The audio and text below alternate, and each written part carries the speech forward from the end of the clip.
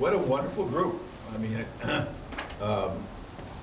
even if you weren't working at some of the most interesting placements that you could possibly work at in Chicago, 90% of which I know pretty well that you talked about, it would be wonderful just to be with the other people in this room for the next few months. And I envy you getting to know each other and sort of probing and pushing and figuring out how every one of you is not only learning and moving forward in your own life, but you've got, I think one of the things I love about Public Allies is your obligation to be a teacher, your obligation to share what you're up to with everybody else. Let me just congratulate you on doing this. This is not the easiest decision to make, whether you've just finished school or you're in the middle of it. You're sort of leaping into something that is a little strange, a little uncomfortable already. It's not for everybody. I think once you have chosen it and leaped into it, it probably means that it is for you, that you found some kind of a way station that's going to be an incredibly rich chapter in your life. Let me say that I'm a long-time supporter of and fan of Public Allies. Before Public Allies was formed, when it was just an idea in the heads of two young women 20-some years ago, I got a call from one of them, and she said, "We're coming to Chicago, we're thinking about this new program, and we don't have any place to stay."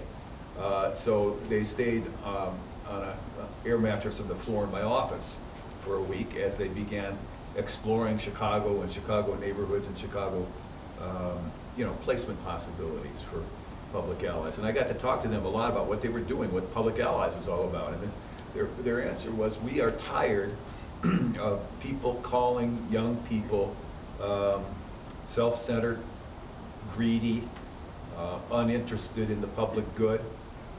We want to prove them wrong. He said, we know that's not true.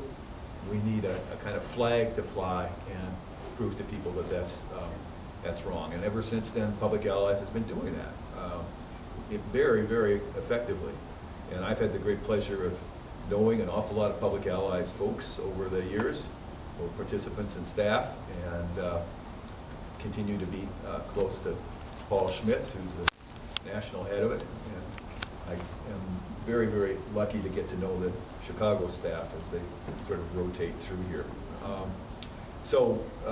Congratulations for doing this. I'm really, the other thing that I have to say at the beginning is I was born in Chicago, went to school out east, did some time as a journalist in New York, and came back to Chicago to do community work, community organizing work, community development work for some long time ago. And what I have to confess is I am a complete Chicago chauvinist. I think there is no more interesting, delightful, comfortable, and uncomfortable place on the planet.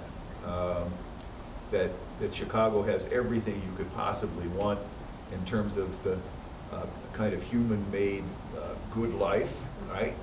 And not only the shining front porch down here, but particularly the neighborhoods. But it's also got every possible challenge and problem that you'd ever want to see. So you've got a whole range of experiences here that I think blend together in an experience in a city that is unmatched globally for what it has to offer. So those of you who are not in Chicago, not from Chicago, I'm envious of you because you'll get to know this city. And I'm hoping that those of you who did grow up in Little Village or the South Side or someplace, Rogers Park, are the guides, at least the guides to what you know. And I'm trusting that your vision of Chicago is going to expand as well.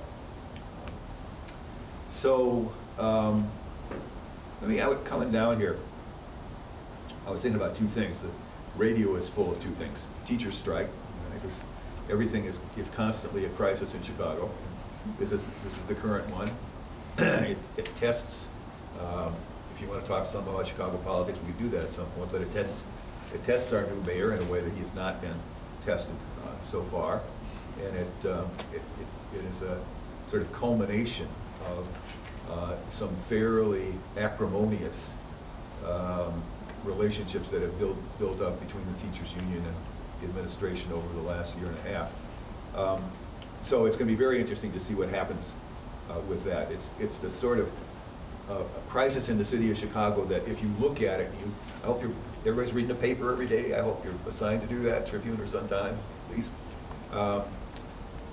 It's the kind of crisis that unveils, that takes the veil off a lot of the inner dynamics of the city that you sometimes can't see, but some of it will be visible, I think, as the strike unfolds a little bit longer.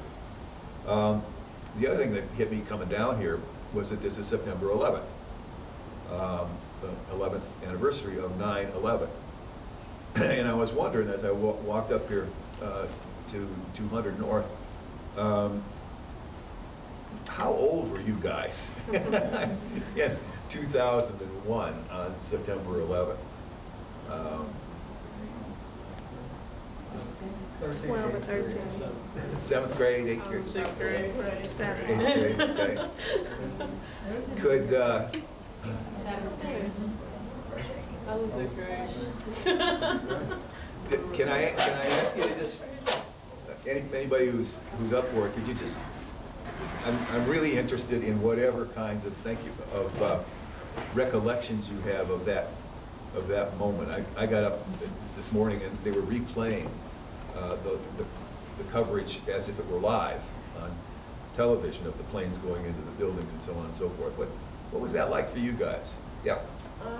Even at that age, I didn't watch the news, so when I got home, when I put it on TV, the first thing I was wondering was like, okay, why is this on every channel? A plane hit a building, so I didn't realize what was going on until like the next day, and people like told me what the big thing was. I was just like, okay, a plane going to a building. But yeah, why is this a big story? That's the first. You know, when you watch the live TV stuff this morning, they were asking the same question. When the first plane hit, they thought it was a commuter plane that was out of control. Right? They had no idea what was going on. So you were not alone. Yes. For me, it was interesting because my dad was flying that day, so he was on his way back from Denver, I think it was, and he called us because he got stuck in the airport. On his way, I don't know, they grounded every flight in the country. So he called us and was like, oh, have you seen the news? Like, this is happening. And my mom was like, no. Didn't really, it was kind of just like on the peripheral of the morning, and then got to school and like the radio in the car, just like listened to all of it was being talked about, and then got to school and watched like the second plane hit with like my 6th grade class on TV that like our teacher had set up because she was really interested in watching it, and nobody really knew the severity of the situation until the second plane Sure. really and everything kind of freaked out. So. Yeah. Which in real time was only about 25 minutes. Yeah. Between the first tower and the second tower. Yeah. Even in Albuquerque, New Mexico, people were just like, heads were spinning, like didn't know how to react to Yeah. this. Yeah. You wanted to say, yeah. Yeah, I remember I was in 5th grade, I was in school, and it was like morning, and our teacher, like, someone came in and like talked to our teachers. She's like, everyone get up and like went to another classroom because they were all watching TV in the classroom. And I remember it was just like, it was like mostly fuzz, and like what we could see was mostly smoke. So it's just like all gray stuff, but we could hear the commentary, and I was like sitting next to my teacher. I was like, is this like some sort of history lesson? Or is like when did this happen? And she was like, this is happening right now. Yeah. And like I was like a little confused. And we went back and we finally found another channel. We kind of got a better idea, like a little better idea of what was happening. But I remember we went back to the classroom and my friends were just like joking about it. Like we didn't like really understand the severity of it. And then like finally later in the day, like in the middle of recess, like they canceled, like we had like 5 minutes of recess, and then they brought us all in. And then that's when it started to like really hit me more. Probably, I mean, kids love recess, but like if recess was canceled because of something like that, like I started to see the connection, to see the like broader scope that I remember, and everyone started leaving early, and like it was very, yeah, it was kind of a strange progression. It's like really take in like how dramatic the situation was. Yeah, absolutely. That. Yeah. I have a very vivid some of that only because I remember I was in school and as usual the teachers put it on, but it was one of my teachers that I'll never forget because she had a sister that worked in that building. This teacher was, you know, she was one of the harder teachers, but she was one of my favorite teachers. And I saw her just in distress. She was crying and she was worried, and then, you know, it got me to the point where I was worried about her, and I was kept watching the news, and even afterwards, you know, seeing the people running and the smoke, and then also hearing, because I paid attention afterwards, and seeing people that couldn't, you know, get in contact with their family members, and, you know, just everything afterwards I remember, and even to this day, I still remember how bad my teacher was crying that day, and it was hurtful to see something. I actually got scared. So I think I was in 5th grade, and I was at daycare, and then whatever, went on through my day. So I'm Muslim, and my dad's Iraqi. So I remember afterwards I went to soccer practice, and my dad was like really distraught, not just about like the actual incident, he was upset about that, but about like the future and what was to be my community and how we were going to be perceived. And I just remember kind of like being like upset. I thought I was going to die at soccer practice or like something. So I remember I was like praying.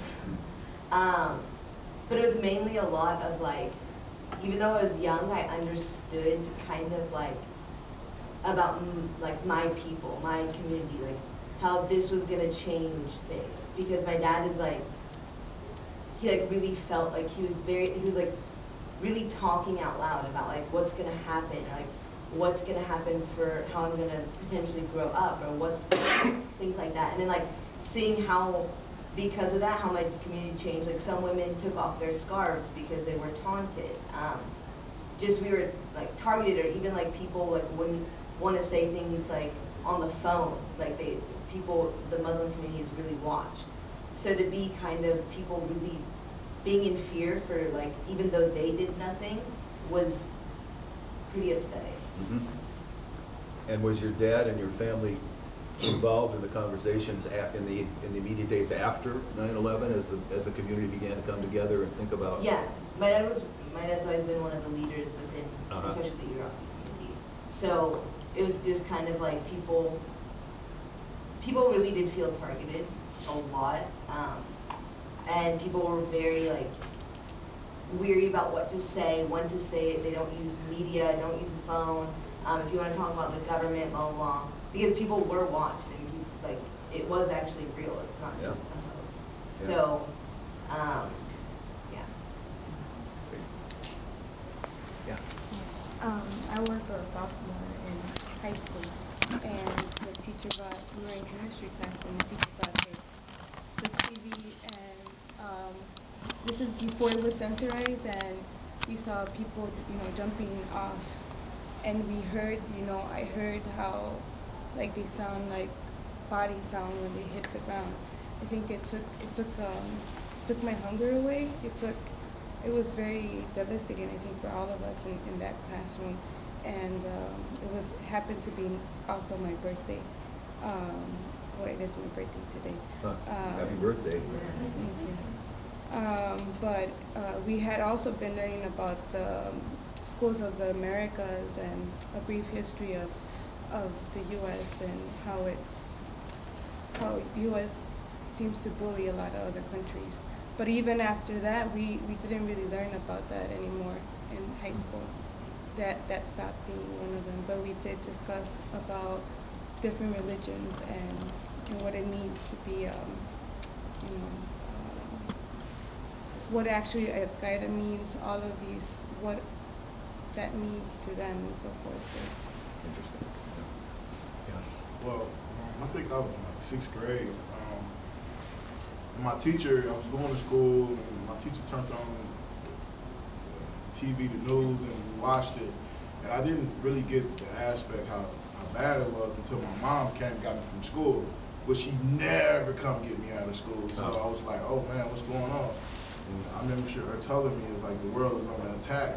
And I would like we're gonna all go or like to be with my family. It's just sad.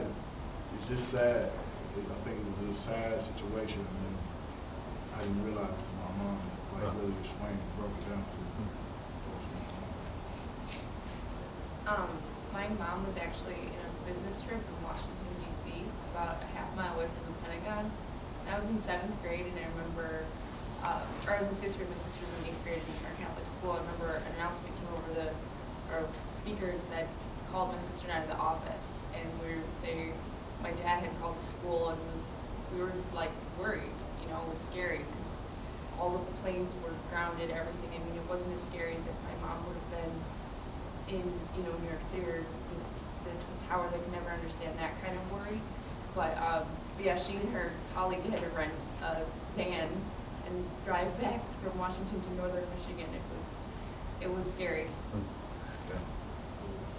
I had an aunt who had decided to become a flight attendant, and so she was in LaGuardia in the United Club at the time, and I was a junior in high school, so I was pretty, I guess, aware of the repercussions of what was going on, just her being down there, and being from Connecticut, I couldn't talk to someone who wasn't in Connecticut, or whose father didn't work in the Twin Towers, or whose uncle wasn't in finance in that area, or who wasn't down there. So it was really consuming for the first few months, because everyone in my circle was talking about it. Everyone was devastated. I met the reaction before I actually got the news. So the teacher comes in and says they are blowing up everything, and I was like, who is this they, and what is happening? So I'm in class, and I'm like, what's going on? So I met all these reactions. My grade school is actually located in a high school, so we have all these older students who understand it, and we have myself, which is I was in 7th grade at the time, and meeting all these reactions before I'm actually hearing the story, they set the tone for this panic. So you have all these little kids just dropping and crying. You have the older kids saying all these things that maybe I didn't quite understand what they were saying. You have the teacher just panicking, running around the room, and I'm like, what is going on? So I met all this reaction, and after that, kind of taking it in once I went home and kind of understood what was happening, and it kind of makes sense. But I just wish that I would have. I guess it was kind of weird to meet the reaction before I actually got the news. Yeah. To have this environment kind of set up for me before I could process it myself. So. Sure. Yeah. I was in the 7th grade as well, and I know that the teacher told everyone to come out in the hallway, and I had never heard of a terrorist or anything, so I was really confused, didn't know what it was. But as far as reaction, we weren't scared really, just because of our neighborhood. So it was like we're always under attack. So it wasn't that big of an idea. It wasn't that big of a deal for us. We got that the teachers were really freaking out, so they made us think oh, there's something more. But as far as myself and my peers, we weren't really shaken up like everybody else was. Interesting. I had a very different experience. My school was really protective, so they did not inform us when I started school pretty early, so I didn't find out. The teachers knew, but they didn't inform us. They wanted us to go about our day. Some parents came and tried to get the kids out, and some didn't.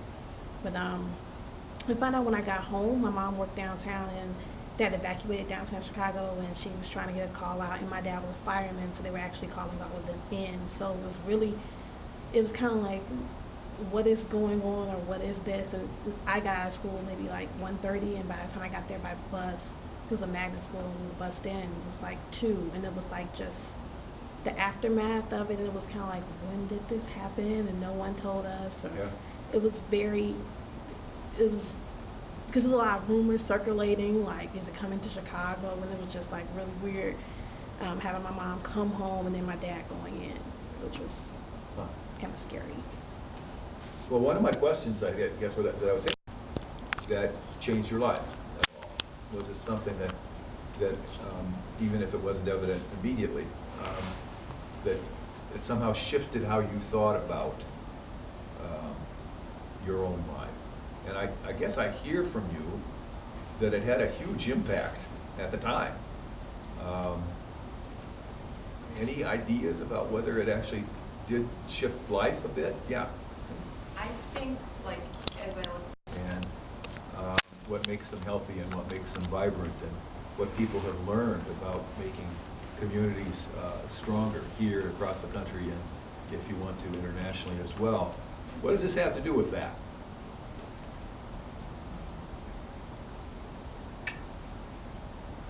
Any connections to make right away? Yeah. Well, I think that like one of the things that I noticed right away after September 11th was just kind of the unity that was like sparked because of such tragedy. Like I think that a lot of people, it was a good, not a good excuse, but a reason for people to come together. Whether or not they came together for the right reasons, I think is a big question. But it's certain, like it's issues like these and events like this that bring people together and give people this common ground to like stand on. And I think that that's a lot about what we're trying to do this next 10 months is bringing people together, finding that kind of common ground in a more constructive, more unifying manner. I think. Like I said, I think that there's the politicization of that whole issue is a different story, but looking for that common ground is what we're trying to do here. Mm-hmm. That was particularly true, I think, in New York. If any of you know people who live in New York, that can sometimes be a sort of tough and cold place, but it was not that after 9/11. Immediately everybody came together. It makes me think about the community building role of crises, right? We've got this little asset-based community development institute at Northwestern, and people know about what it is we do, which is to try to make communities stronger. And about 3 or 4 times a year, we get a phone call at my office from somebody who has just been through a disaster. You know, we got a number, half dozen, 8 phone calls after Katrina hit New Orleans. We got phone calls after the Red River of the North flooded Fargo and Moorhead a few years ago, and tornadoes and hurricanes and so on. And the phone calls that we get at my office have a pattern to them. It's usually somebody from there who's a leader in the community saying, you may have heard that we've just gone through a disaster here. This tornado blew through town and killed a number of our residents and blew over lots of people's homes and devastated our community. It was terrible. So they tell us about that. And then usually there's a pause in the phone call. And the person says, but what we noticed was immediately after the disaster, everybody in the community came out of their front door, connected with their neighbors, and started the cleanup and rebuilding process, right? Everybody. That there was a civic energy in the community that got put loose by the disaster, right?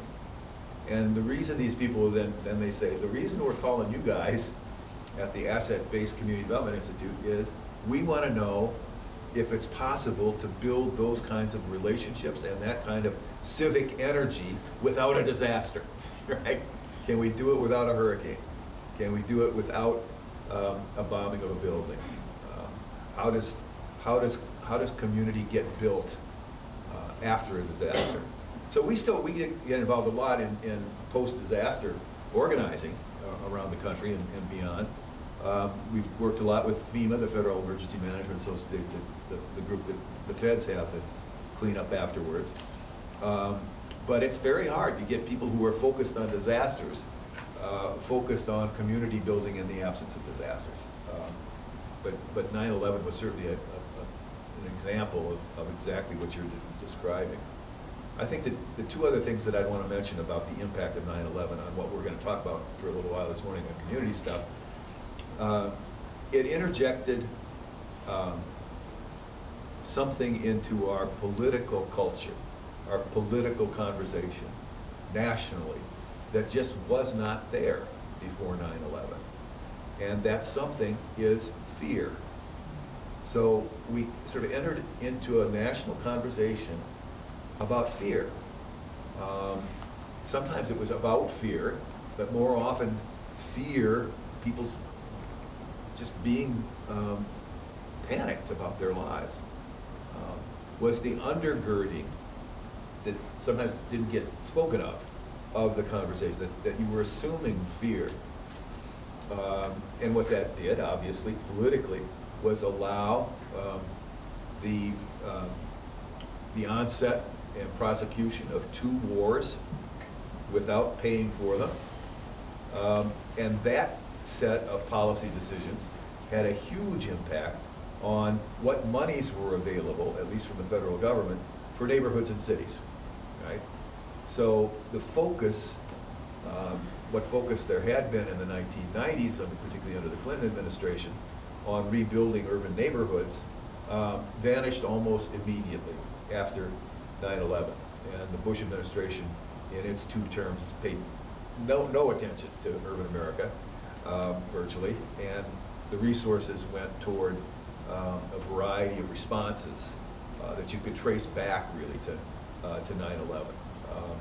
So the way the conversation was happening, the fear, you could feel people even in local neighborhoods who used to come out to meetings increasingly being a little fearful about doing that. It was, evident in the Muslim community for sure, but lots of other communities as well. And the number of groups like the ones you're working for, whose federal funding dried up post 9/11, really had an impact on the nonprofit world and on communities in places like Chicago.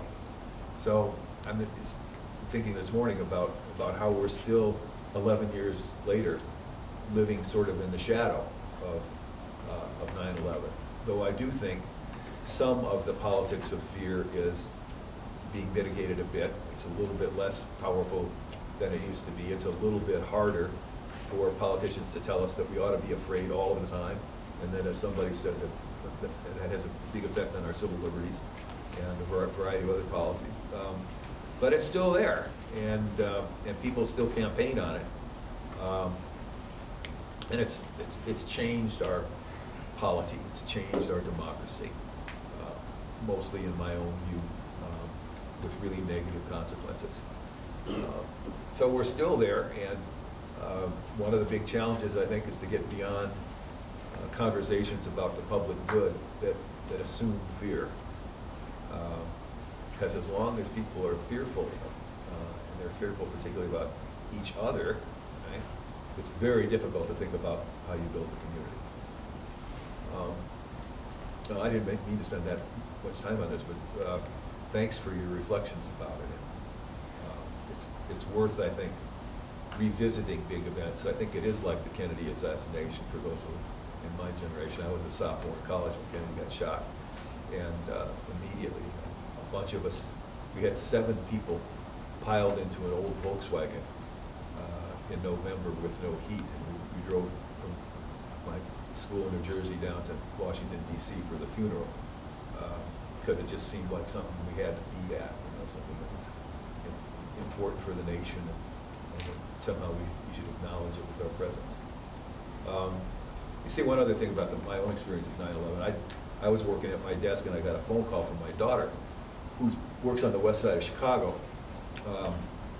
in a community center out there, and she was watching television out at her workplace, and she called and she said, "Do you have your television on?" I said, "No, I'm working." And she said, "Well, turn it on because our lives have just changed forever." That was her line, right? It was about 45 minutes into the events, just as they were learning that the Pentagon got hit as well. But I thought it was, in retrospect, it was pretty prescient of my daughter to figure out that whatever was going on here was going to change our lives forever. Sorry, last comment about like the fear. Especially with 9/11, I feel like because there's kind of 2 groups, Muslims and then everybody else. Yeah. And because of that, you can be fearful because you're not integrating. Yes. So you're staying within your community because you feel safe in a population versus by yourself. I think the reason fear is slightly decreasing is because a lot of Muslims are going out and really integrating into a very diverse setting instead of just staying within their community. Especially so I'm first generation. So my parents wouldn't do that, but because I was raised in America and I'm around a very diverse amount of people, I feel like in my generation, we feel like it's our duty to show you who we are. So I feel like fear is decreasing because we're out in the community, not just within the Muslim. Absolutely, absolutely. Let me tell you one other quick story. I was scheduled the day after, on the 12th, to spend an hour and a half with some Chicago Public School high school leaders, seniors in high school in Chicago Public Schools. And I thought maybe it would be called off, and so I talked a little bit with the people downtown, and they said, no, we're going to hold that. But they said my guess is that they're going to want to talk about yesterday, and they did. And the line from a young woman who was a junior in high school that still stays with me. This is the day after 9/11, and they're talking about where they were, just like you guys just did, right? Where they were, how they heard about it, what they feel about it. And this young woman says, people talk about, what does it mean for you? She says, well, for me, it means I could die any minute. If there's this randomness that leads to vulnerability, I could die any minute, she says. And what that means for me is I want to spend every day putting my energy into making my community and my world better. I don't want to waste a day if my life is about to end.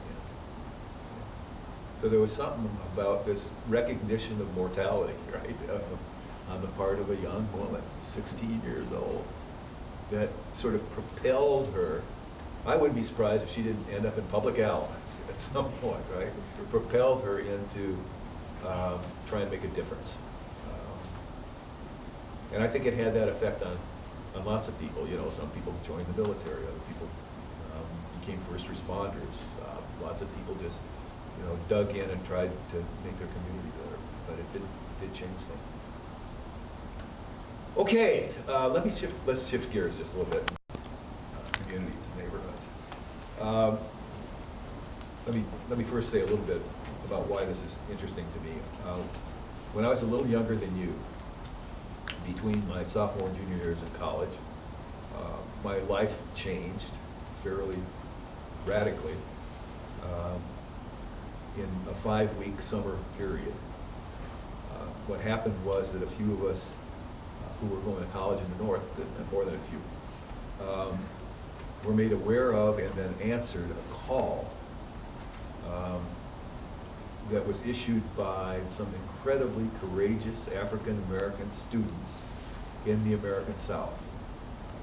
And these students had gotten it into their heads that their life was going to be led in the pursuit of universal citizenship. That they were not about to live in a United States that excluded huge numbers of the population from basic rights like voting. And they were going to lead voter registration drives, and the Student Nonviolent Coordinating Committee chose to concentrate on probably the most egregious area in the country in terms of the denial of civil rights and voting rights, and that was Mississippi. So they issued a call for friends from the north to come down and join them in Mississippi to help register voters. So I went down and spent just 5 weeks there, and it was life-changing. A couple of us stayed with an extended African-American family. At that time, there were 53 people in this family. They were sharecroppers, lived on about 240 acres that they still had to share the profits from their crops with the landowner. They lived in 11 what you could only call shacks, right? No running water or plumbing. 5 of the shacks had wooden floors, but the rest were dirt floors. No electricity.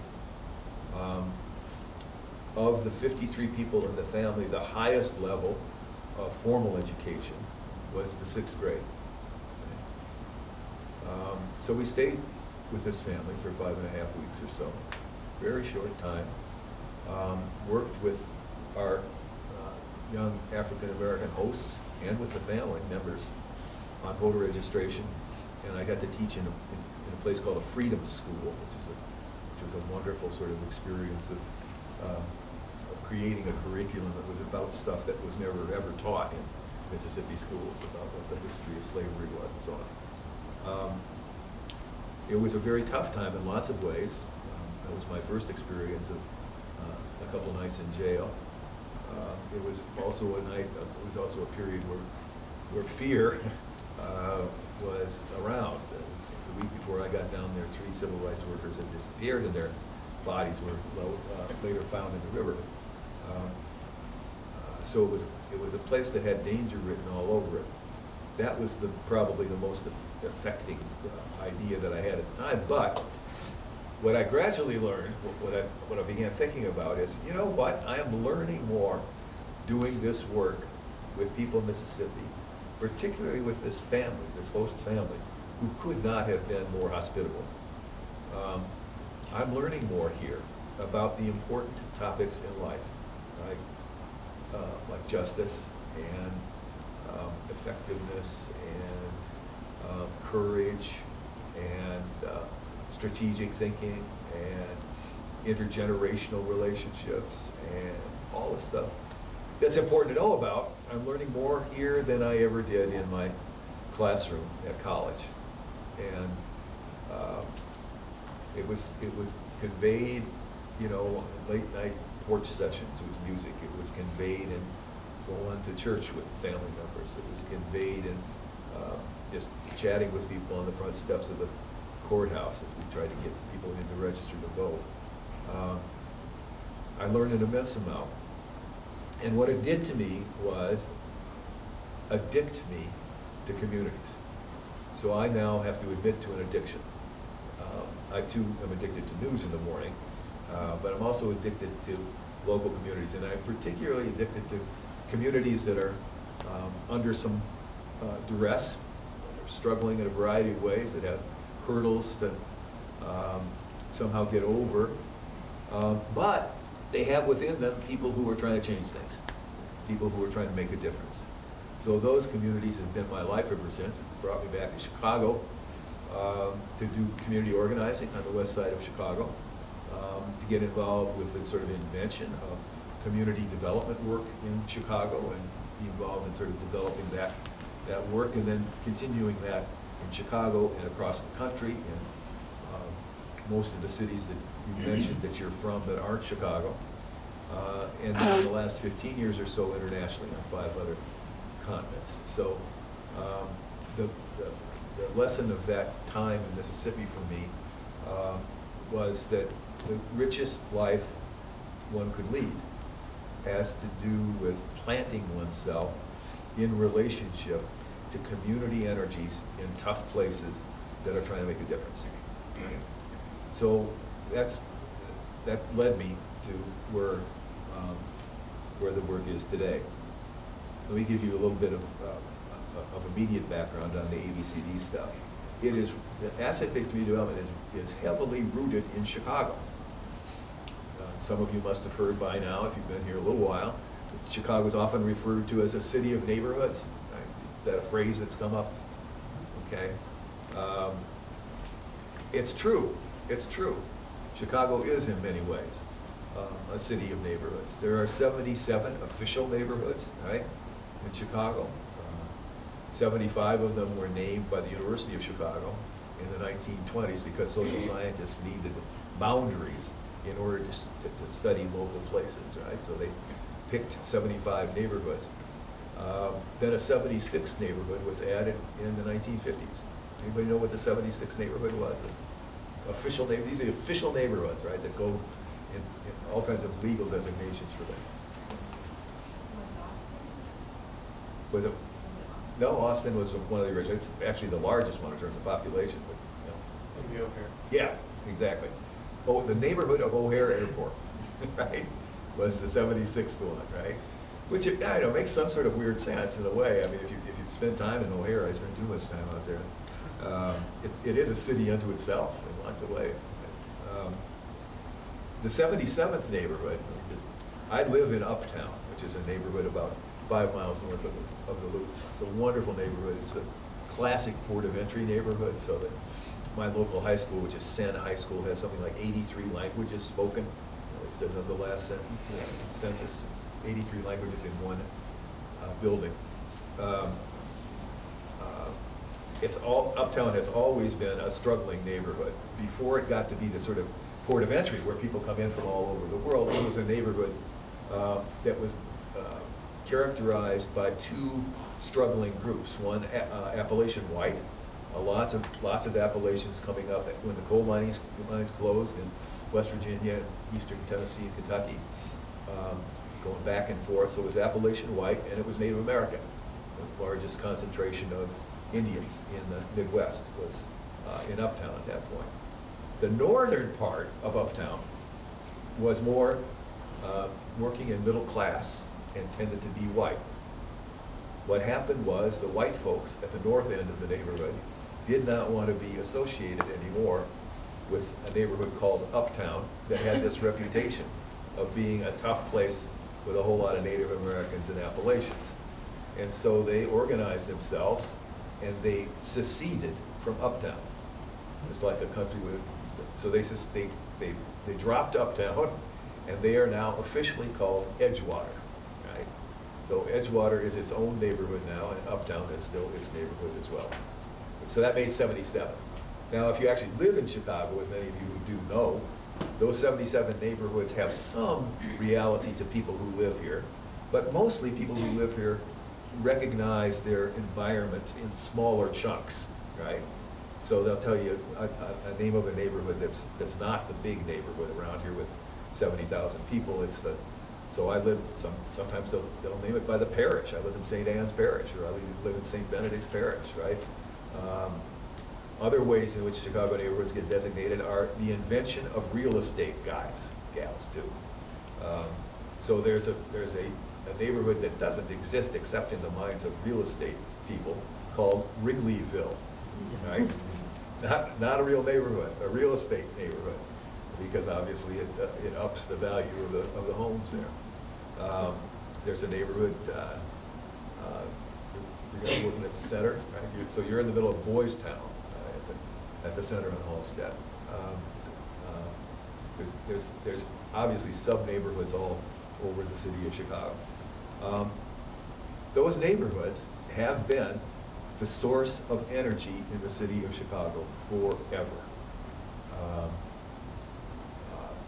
As waves of new immigrants come into the city of Chicago, beginning with English and then Irish and then Central Europeans, Germans, followed by Eastern Europeans, Poles and Southern Europeans, Italians and Greeks, then followed by Hispanics, and two huge waves of African American immigrants from the American South during and after World War I, during and after World War II.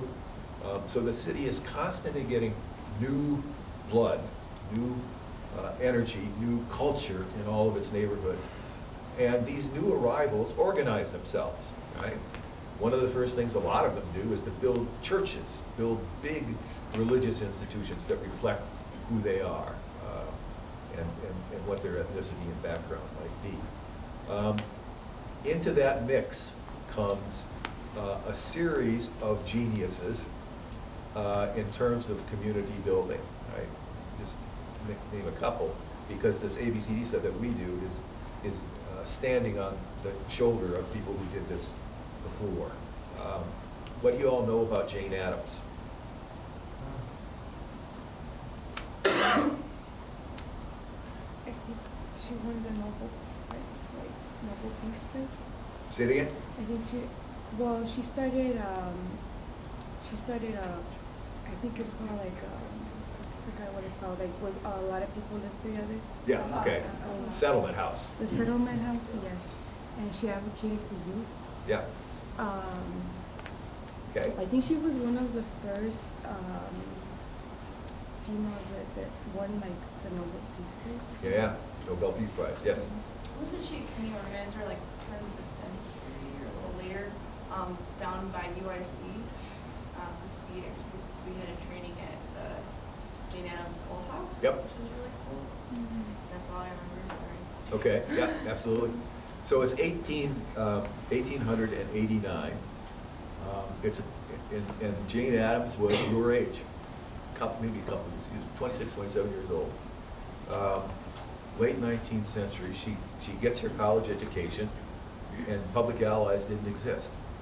So she couldn't choose to do that, but she wanted to do something useful, and it was a time when young women, if they wanted to get into the workforce, most of them didn't or couldn't, were channeled into two professions, nursing and teaching.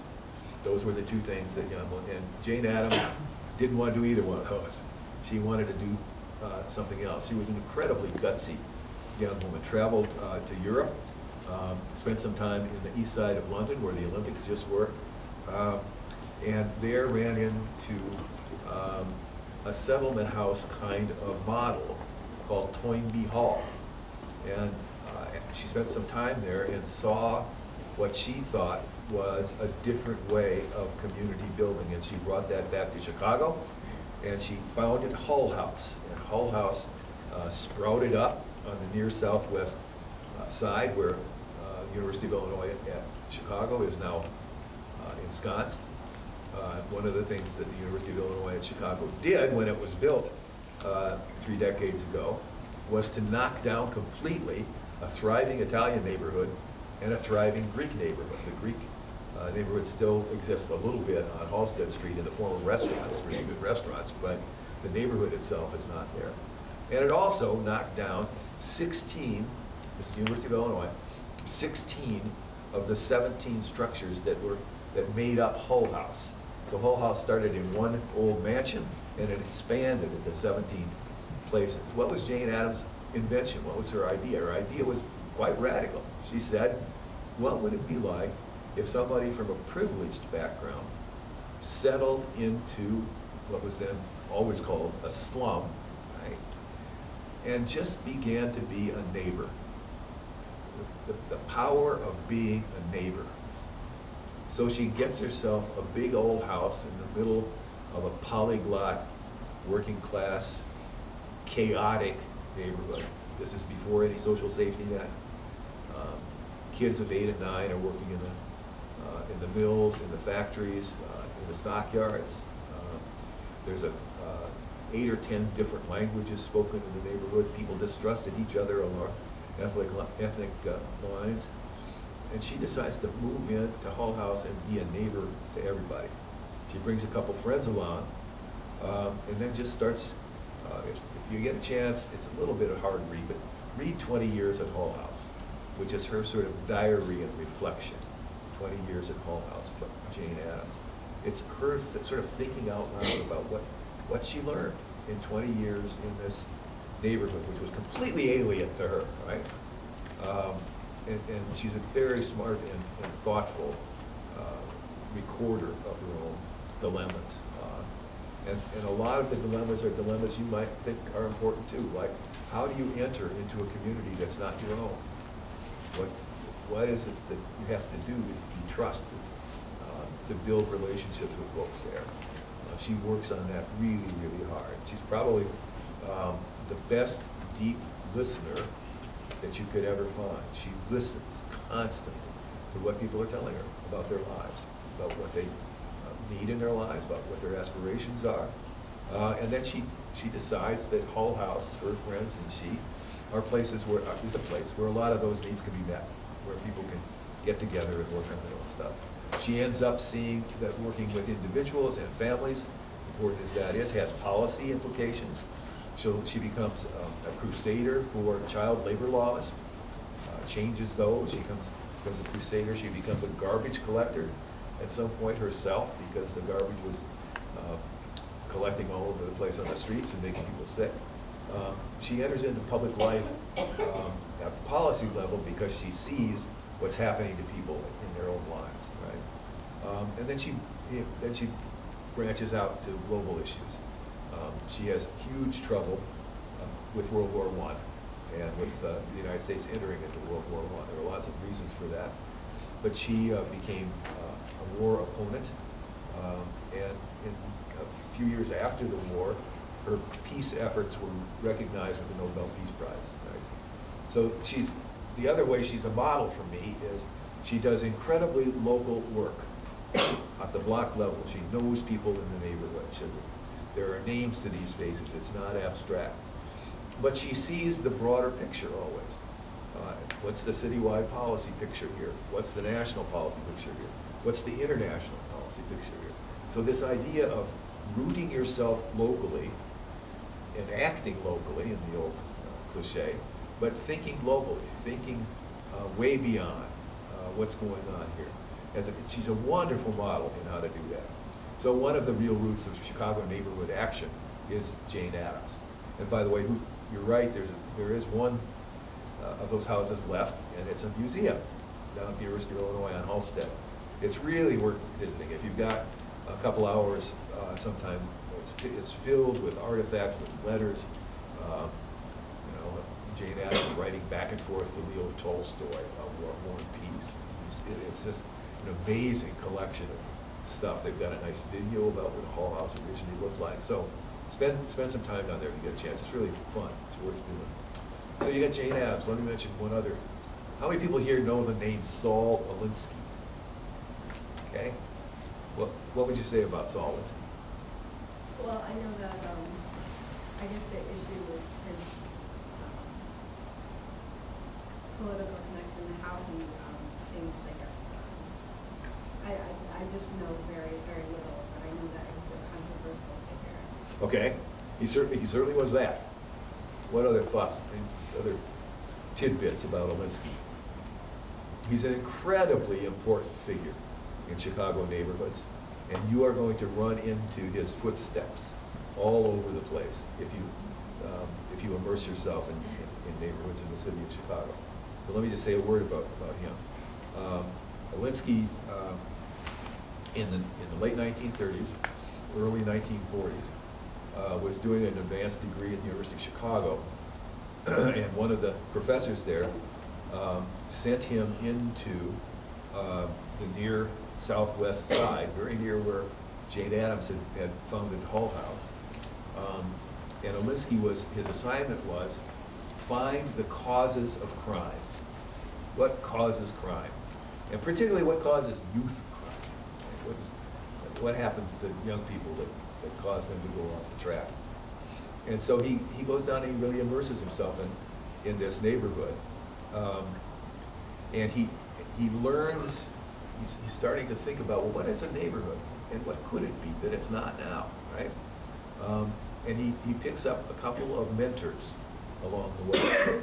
One of his great mentors came out of the labor movement. This is the time in the 1930s when the labor movement was incredibly strong, unlike today. It's the birth of the Congress of Industrial Organizations, the CIO.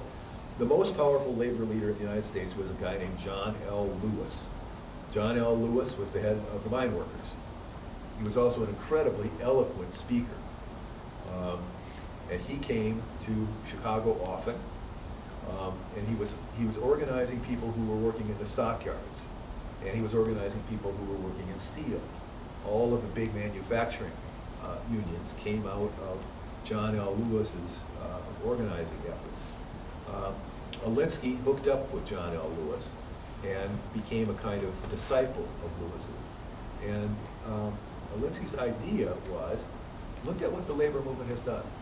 The labor movement, interesting thing about the teacher strike here. The labor movement gets people in a working situation to the point where they can talk to the bosses or the owners as equals. Gets them to the table where they can actually negotiate. And what they negotiate is not the question. How do you get the power to get people who are just workers at a plant or in the stockyards to get to the table and actually speak as equals to the bosses? Alinsky had a great deal of admiration for that, for the strategies and tactics that went into doing that. So Alinsky's idea was, why can't we transfer that idea to neighborhoods, right? what's the problem with poor neighborhoods, with low-income neighborhoods? The problem, Alinsky said, is obviously that they're poor, but they don't have any power. So the sticking point is power. And how do you get it for neighborhoods, right? He looked to one other area as he studied power, and that was the mafia. So he studied how the mafia exercised its power, and he got to know some of the mafia leaders and paid a lot of attention to how they went about their work.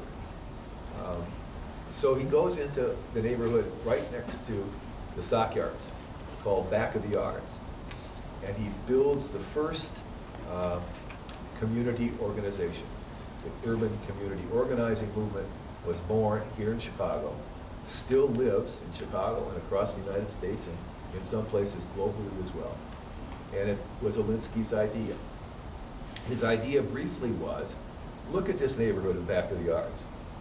It is completely organized. You've got churches, you've got ethnic associations, you've got women's groups, you've got all kinds of athletic groups. All of these groups are the way in which people organize their lives here in Back of the Yards. But his insight was, they're organized, but they're not organized for power. How do you take what's already there in terms of the organization and build a power group? So his idea was, let's build something he started calling people's organizations. And people's organizations were, in his definition, organizations of organizations, right? So you already had things going on out here, the churches and the ethnic groups and the youth groups and athletic groups. Why can't you get all those together and put together a process where they work, another Alinsky principle, where they reveal their self-interest? What is their self-interest in terms of advancing their own group, right? And then how do you meld people's self-interest so that you get a kind of consensus on what issues to work with?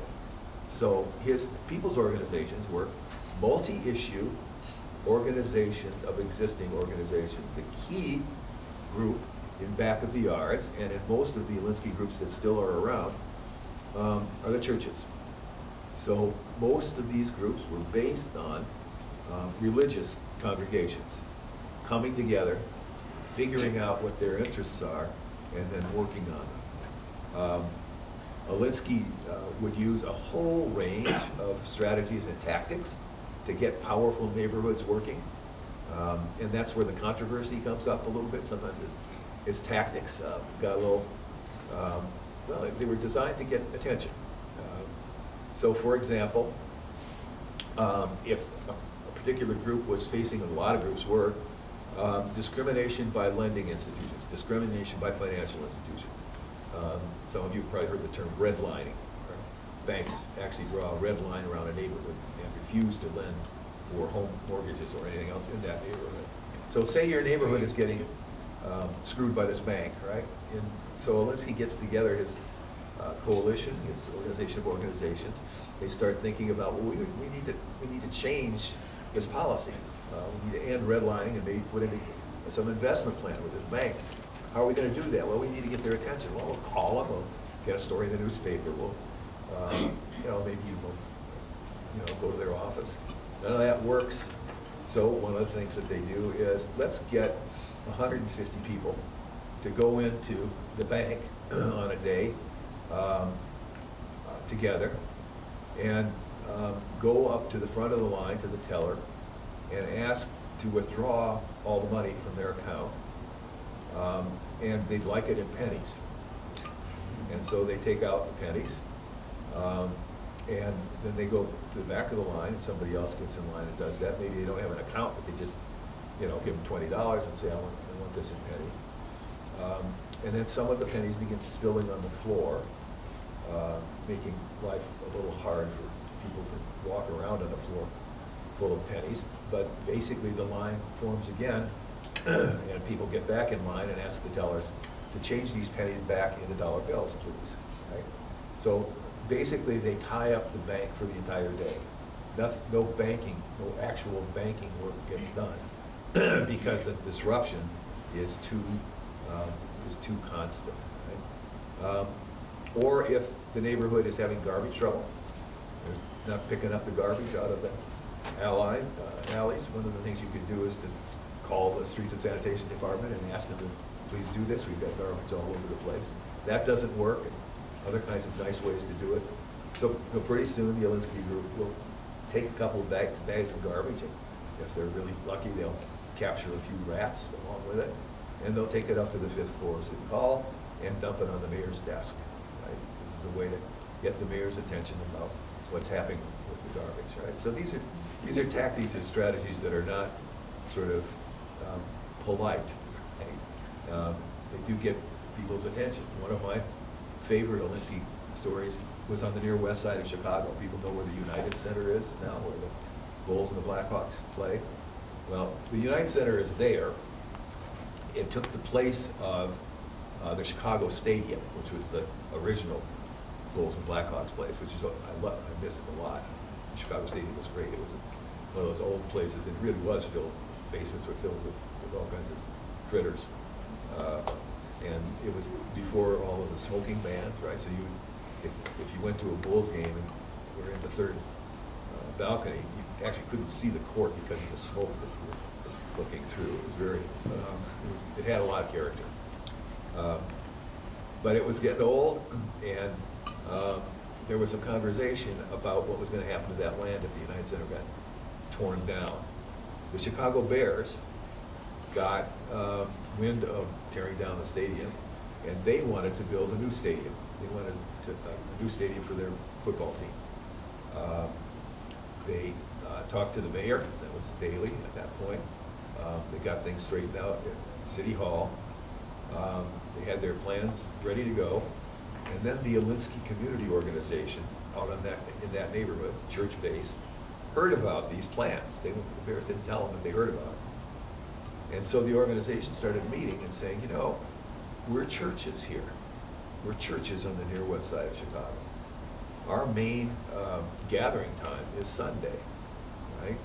When does the National Football League play its games? Sunday, right? What's it mean for our church to have 70 or 80,000 people coming into our neighborhood on a Sunday to see a football game? How is that going to affect our church? So they said, well, we have to talk to the Bears about this. Maybe we can work something out. And so they started calling, writing letters to the McCaskies, who were the owners of the Bears, and got no response. They just were stonewalled. They needed to do something to get the attention of the owners of the Bears. And so what they ended up doing for 4 Sundays in a row is after church, they got 8 or 10 buses to go around and pick people up at the churches on the west side of Chicago and take them out to McCaskey's home in Lake Forest, a leafy suburb in the north side of Chicago, a very wealthy suburb. And these busloads of people would get out in front of the McCaskey house on a Sunday morning and bring their footballs onto his front lawn and play touch football on his front lawn for as long as the police would let them, right? And you know, McCaskies were appalled at this invasion of their privacy, but it clearly got their attention. And the message that you have to talk to us in the neighborhood got through loud and clear. As it turns out, the McCaskies did not want to talk to the neighborhood even after that. So they stonewalled it some more and then withdrew their plan. Okay, we're not going to build a new football stadium there. The next year, the Bulls and the Blackhawks say, you know, that's where we play, the Chicago Stadium. We don't like it either. We need a new place. But they had learned from the Bears that you better talk to the community. So the Bulls and the Blackhawks come in and have a whole series of planning meetings with the neighborhood leaders, with the churches, right? And in the planning meetings, they negotiate a whole lot of benefits for the neighborhood. We're going to tear down the stadium, and we're going to build a new one, and we're going to give a good percentage of those jobs to local residents. And then when the new stadium goes up, We're going to also fund a whole series of affordable housing places so that people who are now living in the Henry Horner homes, which is a high-rise public housing, can move into affordable housing that's low-rise and much nicer. We're going to build a state-of-the-art new Boys and Girls Center and name it after Michael Jordan's father. Right? So the Jordan Youth Center is out there. We're going to build a new library. We're going to help attract new businesses to this area. So the stadium went up, the new one, United Center, and the community felt, most people in the community felt it was theirs, that they had a huge say in what was going to go on in that community. And the ongoing jobs in the stadium related to both teams also went to some neighborhood residents. So the power of negotiation on the part of local neighborhoods with outside public and private entities that affect the neighborhood continues to be what Alinsky-style community organizations are good at.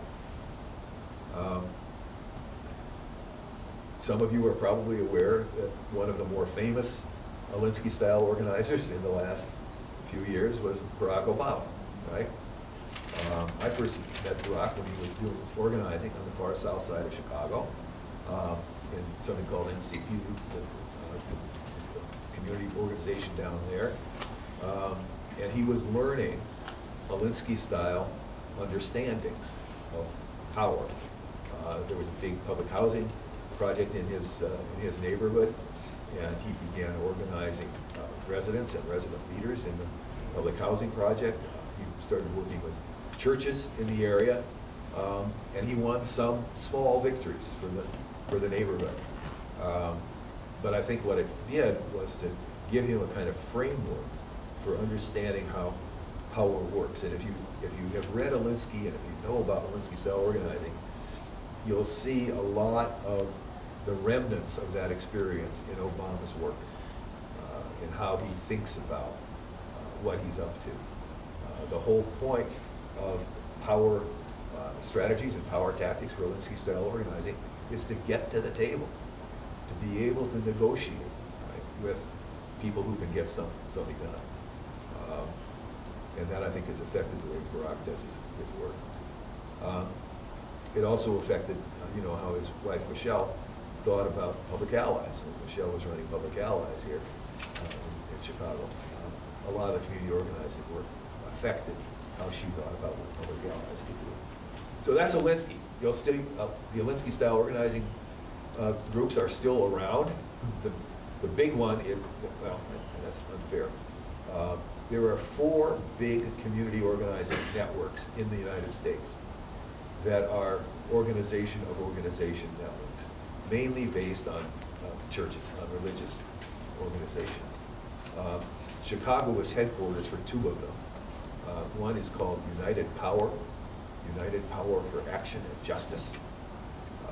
United Power is an Alinsky-style organization of organizations that has attempted to go metropolitan. They're no longer a single neighborhood, but they're a metropolitan organization and have a huge number, 360 member organizations, and they are as diverse as local community groups and Loyola University and Advocate Health.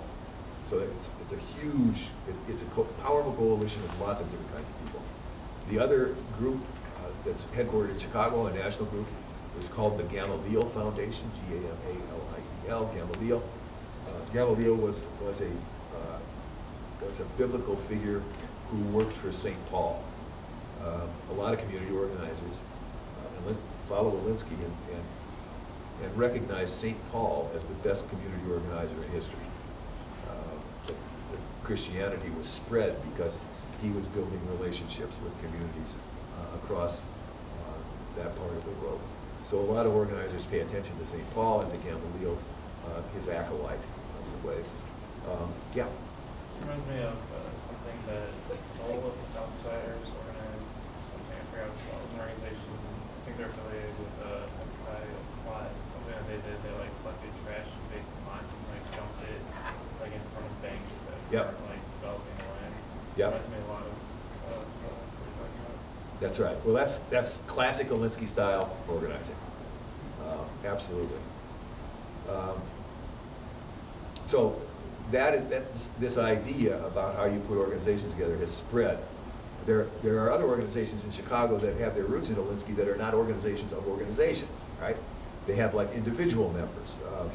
There's a group called Acorn, which no longer exists when it was a national problem, but their Chicago chapter of Acorn is now called Action Now, and it does exist, and it's very active, and it doesn't have organizational members, it has household members. So they go house to house in low-income neighborhoods and get members of their group from households. It's amazing. They get, in the poorest neighborhoods, they get households to commit to $100 a year to support their organization. It's very impressive in lots of ways. So there are lots of these kind of community organizing efforts, and if you see anything happening in policy world that has something to do with issues like community development, affordable housing, healthcare in neighborhoods, clinics, if you scratch the surface of those issues, you're going to find community organizations that are pushing them. They're at the core of the action. So often we read the papers and we see, well, there's a new set of laws out of Springfield or even Washington, and we think legislators did that. Yeah, you guys, just because we turned the lights off on this time, it's not permission to nap. Although, actually, let me give you permission to nap. If I can't keep you awake, it's my fault. Anybody got any questions or comments about the Alinsky stuff? Because that's a lead-in to what I want to talk about here. Yeah. You talk a lot about churches and kind of their role and kind of it being a staple. In certain communities today, why does it seem like they're not readily utilized? I feel like there are a lot of like nonprofits who maybe take the Alinsky kind of position in, or rah, we're activists, we're going to do this. But I don't necessarily know if the church is necessarily utilized as it was, or its purpose is readily utilized. Or can you speak a little bit about that? Yeah, it seems to me that there's a huge range of religious organizations, churches and temples and mosques and so on. And there's a huge diversity in how they relate to the public sphere, how they relate to the community, right? Many religious groups still separate their religious faith and the experience of it into a mostly private realm, right? It's their faith and their God, right? And that's different from a lot of the religious organizations that see their faith as leading them in to public action, into community work, right? So there's those that, I'm oversimplifying, but there's that spectrum of religious congregations. Lots of them don't get involved in community organizing, community development, and some do. And I think it has to do with, some of it has to do with just who are the leaders in this congregation. But a lot of it has to do with this sort of, how do you understand your faith? How do you understand the theology here, and does it lead you into activity in the community or not? So I think there's a huge range there. And one of the things the community organizer does is try to find those people who are ready to move into public activity, right? Which leads me to one other thought, and it's a really important one to think about when you're sort of in leadership training like you guys are. The Alinsky-style organizer, the Alinsky-style follower, makes a huge distinction between two different kinds of roles. One is the organizer, the other is the leader. They are two different roles and two different people. The organizer is somebody who has some training, some experience, as a strategic thinker, as a stirrer of the pot in community, as somebody who helps people think about their self-interest and their issues and puts together possibilities for people to do. But the organizer in an Alinsky group is never at the front of the room, is never the one that talks to the press, is never the one who's interviewed. The organizer is behind the scenes, sort of pulling strings, put things together, right? And in lots of groups, Walensky certainly felt this, there's a distinction between the organizer, who's usually a paid professional, right, and the leaders. The leaders are people in the community. Who are the leaders in the community? And they are the people who get in front of the microphones and who run the meetings, right? So there's this, and they're usually not paid. So it might be a pastor of a church, or it might be a local business person. Could be a woman who's just been all over the community for many years. So this organizer-leader distinction is crucial. I got trained as a Walensky organizer. Saul was still alive. Saul died in '72, a long time ago. And one of the things you get in Walensky organizing training is the admonition. The first thing you do when you go into a new neighborhood and you want to do something is you find the natural leaders. The natural leaders. Walensky organizers would always say that every community has natural leaders. Your job is to find them and to start working with them. And sometimes people, I was in a bunch of meetings with Walensky, sometimes people would say, well, Saul, what do you mean by a natural leader? And he would usually say something like, a natural leader has two characteristics. Number one, a natural leader has followers. You can't be a leader if you don't have followers, right? And number two, a natural leader is somebody who, with her followers, can get something done. So you've got somebody who's going to go along with you, and you can get something done. Those are the people that an organizer wants to find, because they'll be the core of the new organization. Right? So church folks are often the leaders that the organizers are after. Right? Barack first got involved with Reverend Wright at Reverend Wright's church because he interviewed Wright about joining this community organization. And like a number of other pastors that Obama was interviewing at that time, we were talking to him, he said, Wright said, you know, you would have more credibility coming to me and asking me to get involved with you if you were a member of my church. So Reverend Wright went right back and recruited Obama as a member of the church. Obama had not been a member of any church, and he sort of, at that time, if you read his autobiography, Barack talks about how he had to sort of rethink this whole faith in God thing.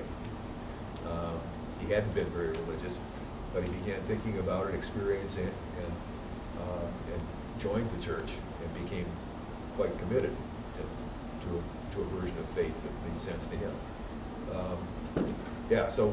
So the organizer is looking for natural leaders, and they are the people who put together the group. And those most often are, and particularly just the one, you know, the history of the black church in particular is that it is the only institution that African American people have always owned. It's their own, and it's always been at the forefront of whatever activity in the black community was moving toward justice. Right? But that doesn't mean everybody. Right? There are a bunch of people who drag their feet. When Dr. King came to Chicago, another huge influence here, in 1966, he was welcomed by a whole lot of ministers, many of whom he knew. But there were other ministers, African American ministers in Chicago, who told him to go home, get out of here. They were in the old Mayor Daley's pocket, and they didn't want King coming to Chicago. So you have this variety of perspectives within the African American church and with other religious congregations. There's this one. I have one more 9/11 thought. United Power. I think it's the only group in Chicago that could have done this. About 4 months after 9/11, when an awful lot of the anti-Muslim stuff was happening, right? What United Power did was it assembled 1,500 people, and among the 1,500 people were 200 Muslims, and the others were Christians, Jews, Buddhists, and they brought the 1,500 people together on the end of Navy Pier in that ballroom out there, and had tables set and food there, and arranged the tables so that every table had at least 2 Muslim people and the others non-Muslim people. And they structured a conversation that was sort of an appreciative conversation about what Muslims are, what they believe, the kind of thing you were talking about, and that back and forth. What are Christians? What are Jews? What do we have in common? What does it mean to be an Abrahamic faith? We all are. Many of us are. And they put together a 5-hour conversation, and it went a huge way toward diffusing the tension between the Muslim community and other communities in Chicago. And again, that was an Alinsky-style organizing group that did that. So it's not all dumping garbage on the mayor's desk. Some of what they're capable of doing, because they've got these relationships, is community building, I think, at its best. Yeah. Well, I was just kind of curious, are you familiar with the Southwest Neighborhood Parish Federation? Say it again? Southwest Neighborhood Parish Federation? I guess they were kind of more, I was going to ask you if you were with them, and they had more of a reactionary kind of organizing, and it had to do really along ethnic lines, and they kind of owned the idea of white ethnicity in that area of Chicago. So I was going to ask you if you think that's kind of, or was kind of at odds with more Saul Alinsky style, or was there even or room for that as well? Yeah, that's a very interesting question. There have been groups in Chicago, and in fact, the critique of Alinsky's original group, Back of the Arts organization, was that it became, over the years, a racist organization, designed, run by whites, mostly Irish, to keep black folks and Latinos out of Bridgeport.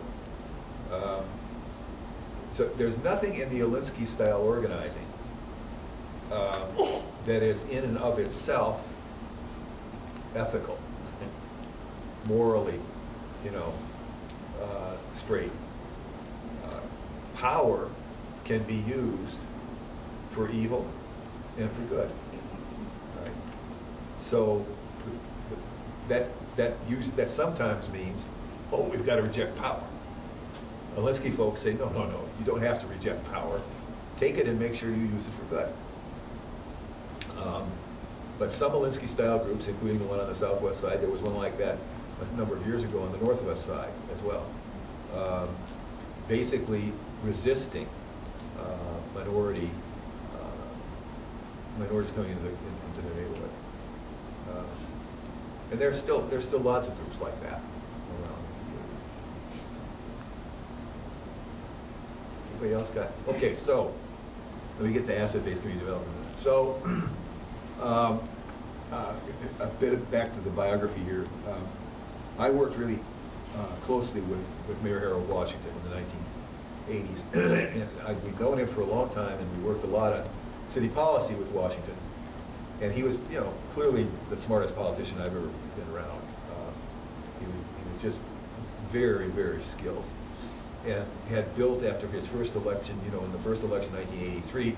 The reason Washington won as the first black mayor is because there were 2 white candidates that split the white vote. Right? One of them was Richie Daley, and the other was Jane Byrne, who had been mayor, the first woman mayor. Right? So Daley and Byrne split the vote about 30-30, and Harold sneaked in with about 36% of the vote, won the Democratic primary, and then that usually means in Chicago that you're elected once you're the Democratic candidate. In this case, that didn't work. The first black mayor was so feared by white Chicago, right, that the Republicans actually found somebody to run against Washington and run a credible race based on race. They found a candidate named Bernard Epton, who had been a sort of moderate Republican from Hyde Park, south side of Chicago. And Epton ran a campaign that was just blatantly racist. His campaign slogan was, "Epton, before it's too late." Right? And everybody knew what "before it's too late" meant. Right? What is a black mayor going to do? But Washington won that race too, and he served his first 4 years at the city council, read about council wars. It's a whole history there that's wonderful to read about. It's typical Chicago stuff. But Harold slowly builds a base, not only in the black community, but in the Latino community and some portions of the white community. I remember in his second campaign, when he's kind of campaigning for a second term, I'm with him up on the northwest side of Chicago in a Polish neighborhood. Go to a Polish hall there, and there's some kind of a Polish neighborhood gathering. And Harold gives a speech, it's well received, and then the band comes out and starts playing polkas. And Harold goes out, grabs some blue-haired old lady, and starts polking, doing the polka with her. And it turns out he's probably the best dancer out there of the polka. So he's winning over lots of people who normally would not be won over by African American politicians. Anyway, as you may know if you know your political history of Chicago, he gets elected a second term. We, in the meantime, who were working with him, see him around for a good 20 years. He talks about 20 years in office. And one of the interesting things from a policy point of view is he was somebody who actually thought you could govern a great American city from the bottom up. Neighborhoods could generate policy ideas. Neighborhoods could get together and figure out what they needed and what they wanted to do. And then City Hall's job was to support that. Not to dictate, not to do top-down stuff, but to support what neighborhoods have come up with. It was a very exciting time. And we needed another 15 years to put it in place. But we got some of it in place, and then, as you maybe know, 6 months into his second term, he dropped of a major heart attack, just dropped over at his desk and died. And Chicago politically then was in an uproar. It was right in the middle of the last major teacher strike, by the way, in 1987. So the last major teacher strike was maybe a precipitant to some of the tension Harold felt. Yeah. Kind of off topic. I've heard before that people think that he died because of council wars, like the tension of it. Just like, Say it again. I heard before people claim that he died because of council wars, but like the tension and the high pressure just gasping causing heart attack. Do you think that's true? I've heard that, and there's a lot of conspiracy theories about his death. I think my own feeling about conspiracies is that they're never credible. That there are always explanations that are just about some natural causes or the natural decision making. So there's no doubt that council wars were very tense, and that he felt that. But he was also somebody who loved the rough and tumble stuff. I mean, he got into it. He was a wonderful debater. He understood how to come back at people. So I don't think that was it. He had gained a lot of weight, and I think he was just unhealthy. Ironically, he had his first doctor's appointment scheduled for 2 days after he died. First doctor's appointment in a long time. So that could have been prevented, I suppose. But I think it was what it was. Major heart attack caused by physical stuff.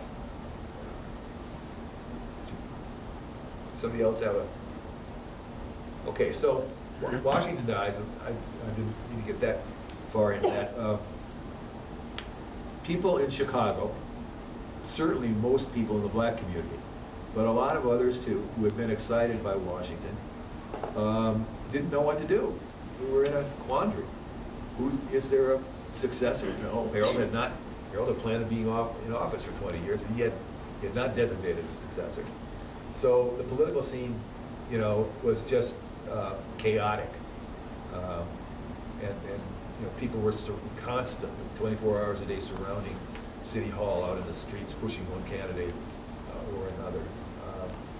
Eventually, the City Council, which had the right to name an interim mayor, did, and they named an ineffectual African-American council member, an alderman, who didn't do anything bad. He didn't do anything at all for a year or two, and that opened the gates for Richie Daley. So Richard J. Daley had died in 1974. Richard M. Daley takes over some years later in 1989, and as you know, just a year ago steps down, and Manuel steps in. So Richie Daley becomes mayor. Nobody knows quite what to do in terms of Chicago politics because there's no longer this confluence between the political world and the neighborhood world. That's what Harold represented. So a colleague of mine and I up at Northwestern were wondering what to do. We've been heavily involved in politics. And what we decided to do was let's take another look at urban neighborhoods. Let's figure out if there's something, post-Alinsky, post-Adams, post the birth of the community development movement. I haven't said anything about that, but that gets born in the late 60s, early 70s. Groups put together community development corporations for making low-income housing available for businesses and neighborhoods. So post all that stuff, what's going on? So we get a generous grant from the Chicago Community Trust for a 4-year project. And we use the money mainly for airline tickets. And we get a stack of airline tickets. And we go for 3.5 years around the United States, visiting the 25 largest cities over and over again. And sometimes out of those as well. But in those cities, we were concentrating on the most struggling neighborhoods. What are the neighborhoods that are hardest up against it? So we spent a lot of time in places like the South Bronx in New York, and Watts in Los Angeles, and Liberty City in Miami, and East Side of Detroit. Public housing, urban public housing, maybe high-rise all over the place. So those were the places we visited. And when we weren't in cities, we spent some time on Native people's reservations, and we spent some time in rural areas that were where the coal mines had closed or other crises had happened. Sometimes people, when I recite that odyssey that took 3.5 years to all of these neighborhoods that were struggling, say that must have been really depressing. Place after place that was basically devastated. How did you get through that? And the answer, of course, was that it was the opposite. It was completely exhilarating. It was completely filled with creative juices. And the reason was that we were following, to some extent, Alinsky's dictum. And we were going into neighborhoods using networks that we were connected to, relationships we already had, and building lots of new ones. We were going to neighborhoods and finding the natural leaders. Who are the people in this tough neighborhood who are getting something done? And we would sit down with them and talk with them about their work in the neighborhood. And we would gather stories. Right? At the end of the 3.5 years, using our networks of relationships and so on, we had over 3,000 stories, 3,000 stories about successes in unlikely places. What was working in the South Bronx? What was working in Bedford, Stuyvesant, and Brooklyn? What was working in Watts in Los Angeles? Those stories about where people had gotten together and taken the parks back from the drug dealers, right? Stories where people got together and started rehabbing buildings so that they could be affordable housing. Stories where people were taking kids who were in gang situations and opening up for them futures that had some alternative lives ahead of them. All kinds of stories like that. And then we were sitting down with people saying, well, what did you learn? What works? What are the ingredients of these, what we started calling hope stories? So we had a conversation going about 3,000 stories with people in neighborhoods across the United States about how do you create hope stories in tough situations, right? And we learned an immense amount. That conversation continues. We continue to have it with people. But in those conversations, one central lesson kept coming to the fore. That central lesson was clarified for me, probably most clearly, by a wonderful teacher of mine, a mentor of mine, named Mrs. Edna Johnson. Mrs. Johnson was an African-American woman who died about 12 years ago at the age of 84. She had lived 50 of her 84 years in a place called the South Bronx in New York City. She moved up from the South like many black folks did and went right into the South Bronx. She lived there for 50 years. And she was one of those people who constantly had stuff happening in the South Bronx. Wherever there was a housing development that was turning around, wherever there was the beginning of a commercial strip that was getting rehabbed, wherever there was some action around people coming out of prison to get them back into the community, if you scratch the surface, Mrs. Johnson was involved someplace, right? She was just one of those natural leaders that Zelensky always talked about. And she was a real teacher of mine. Mrs. Johnson was constantly asking us to come out to the South Bronx once every 6 or 8 months and take a look at what was going on that she was involved with. She did that with me once, and I went out to the South Bronx to visit her for a couple of days and look at some of the things she was doing. One of the things she was doing was helping young people who had been in tough gang situations and drug wars build a new path, and the new path led to something, the invention of something called Youth Build. You know about Youth Build anyway? Youth Build is a program in lots of cities that's still there. It's federally funded and involves thousands of young people. And it takes kids in tough situations in neighborhoods and teaches them some basic skills like carpentry and plumbing and drywalling and painting, and then puts them in teams, and the teams go into dilapidated or burned out buildings and rehab them and make them affordable housing, make them into commercial structures, right?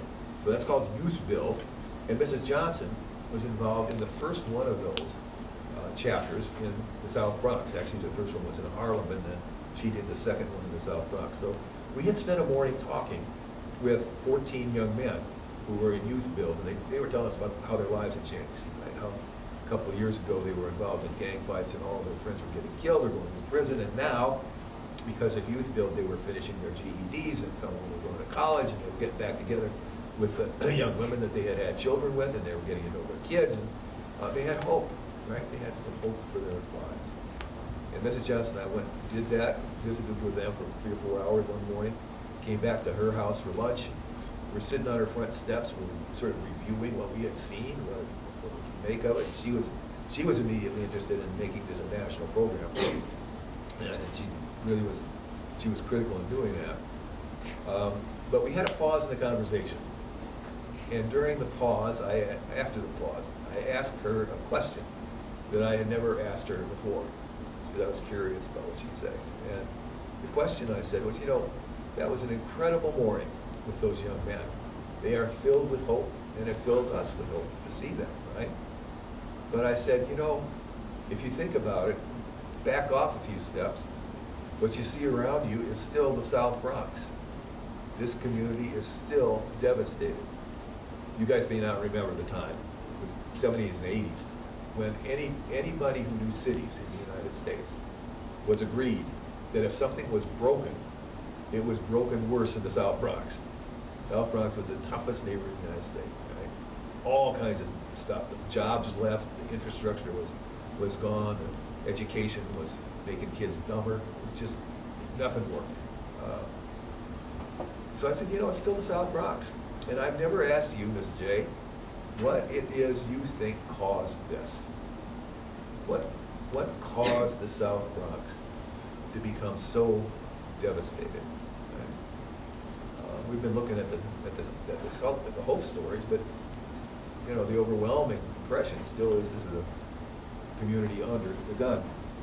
And she was a very thoughtful woman. She paused, and what I think she was doing was scrolling through the correct answers. There are many correct answers to the question, what went wrong here? She was thinking about all of them. She could have said, well, we've lost something like 100,000 jobs in the last 12 years. That's devastating to a community, and that caused this, she said. She could have said the infrastructure. No, there is not an institution here that works. Whether we're talking about criminal justice system, or schools, nothing. She said, she could have said that. She could have said, you know what, it's arson for profit. You guys know about arson for profit.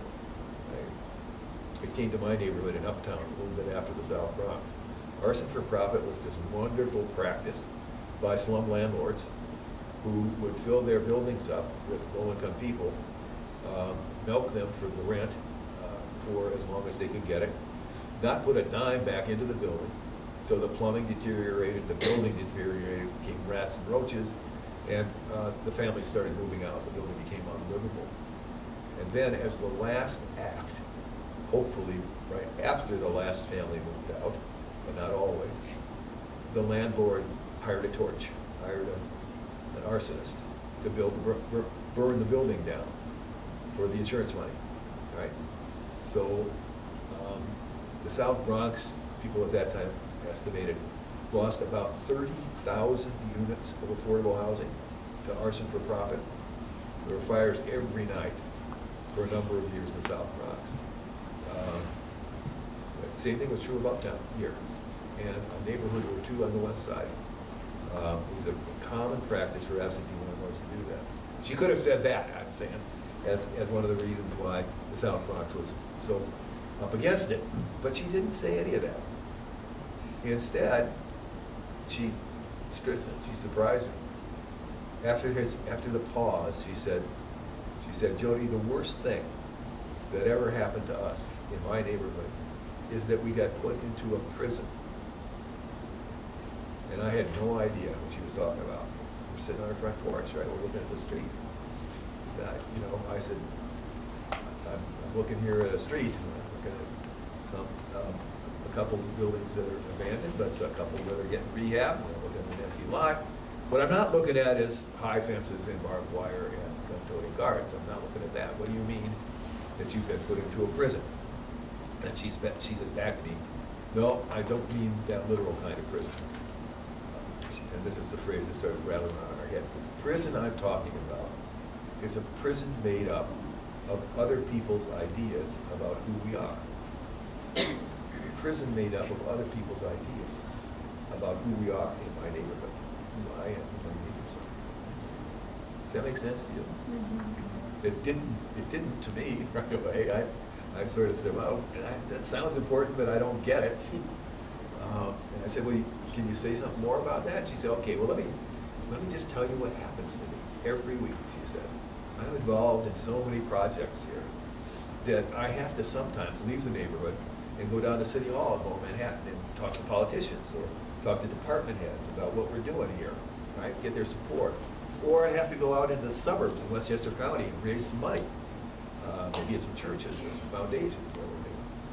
And she said, what happens to me almost every time is I walk in, I introduce myself, I made a phone call before, of course, and I meet a very, very nice person, pastor, or head of United Way or something. And she said, they would say, Mrs. Johnson, it's nice to see you, thank you for coming. I understand that you want to talk to us about your neighborhood. Mrs. Johnson said, yeah. They would say, well, what neighborhood is that? And she said, Mrs. Johnson says to me, I try to say my neighborhood's name with a lilt in my voice. I live in the South Bronx. But she says the lilt never works. The minute they hear the words South Bronx, I can see what happens to their heads. Their heads fill up with all kinds of ideas and images about my community. Right? And what's so powerful about those images is that they're all of a piece. They're all consistent. And they are all, she says, about our needs, our problems, and our deficiencies. Right? You see what she's saying? Give me some help here. What kinds of things are people thinking about? South Bronx, what do you think? Crime. Crime? Drugs. Drugs? Low income. Yep. Okay. You are starting to draw what we began then to try to visualize. A simple and inadequate. Can people see that? It's a neighborhood needs map. This map is not a map of a piece of geography. It's a map of the mind. It's what Mrs. Johnson was telling me appears almost automatically in people's heads when she says the word South Bronx. Oh, I know about that place. That's the place that's filled with crime and graffiti and welfare and dropouts and no literacy. Right? She says this map is the map that constitutes for me and my neighbors a prison. You see how that might be? Let me say a couple things about this needs map. The first thing I want to say is there's a problem with it, but it's not that it's a false map. It's a true map, right? It's a true map about Mrs. Johnson's neighborhood. It's a true map about my neighborhood of Uptown. It's a true map about neighborhoods on the south side and the west side, some on the southwest side. It's a true map about a lot of Chicago neighborhoods, right?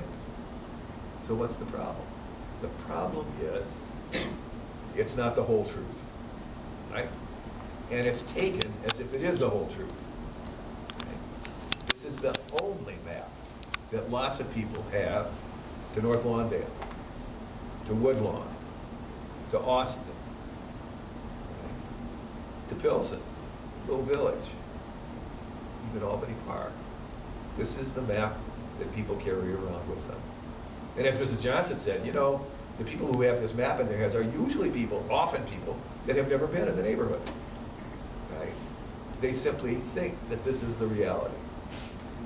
Now let's think real quickly about two things. Where does this map come from? Who draws it? And what are its consequences if it's the only map of reality? So the first one, let me ask you, who draws the needs map? Media? Media? Media, absolutely. Absolutely. If we were sitting in a basement in the west side of Chicago with a bunch of neighborhood folks, that would be their first nominee, media. And of course they don't mean community newspapers, do they? They mean the Tribune and the Sun-Times and the 10 o'clock news. You know, at Northwestern, a couple of you who went to Northwestern, you know that we have a journalism school there, right? Called Medill. It's a well-regarded journalism school. And it's still true that the older faculty who used to cover stuff in the city will remind young students, you know, before you go out to cover an inner city neighborhood, before you go out to write about an inner city neighborhood, remember the rule. Anybody know what the rule is? If it bleeds, it leads? That's it. If it bleeds, it leads. Right? Journalists are always talking about what's the lead here, what's the lead paragraph, what's the most important part of the story. And the rule is, if it bleeds, it leads. So what's the news from the west side of Chicago? It's always about drug wars, gang wars, drive-by shootings. That's the news. Right? If it bleeds, it leads. So media is one nominee, but they're not alone, are they? Well, who else draws this map? Outsiders? Go ahead. I think the population itself, because I think it draws on our need to like solve something. So if this, I think it's you know, I live in West Englewood, and I think that seeing different people experience this, it's just drawing on the need for us to help them. So it's like it may be a small group, but the small group is like, you know, when this is happening, it draws on the entire neighborhood to help or to pay attention to this, not the good aspects of it. So that's why I think the map kind of comes from the actual people itself. Okay. Remember how my friend Mrs. Johnson put it, though. She said, this is somebody else's idea about who we are. Now, I think clearly there's an interaction between the outside groups that draw this map and the inside residents who may adopt it for a variety of reasons.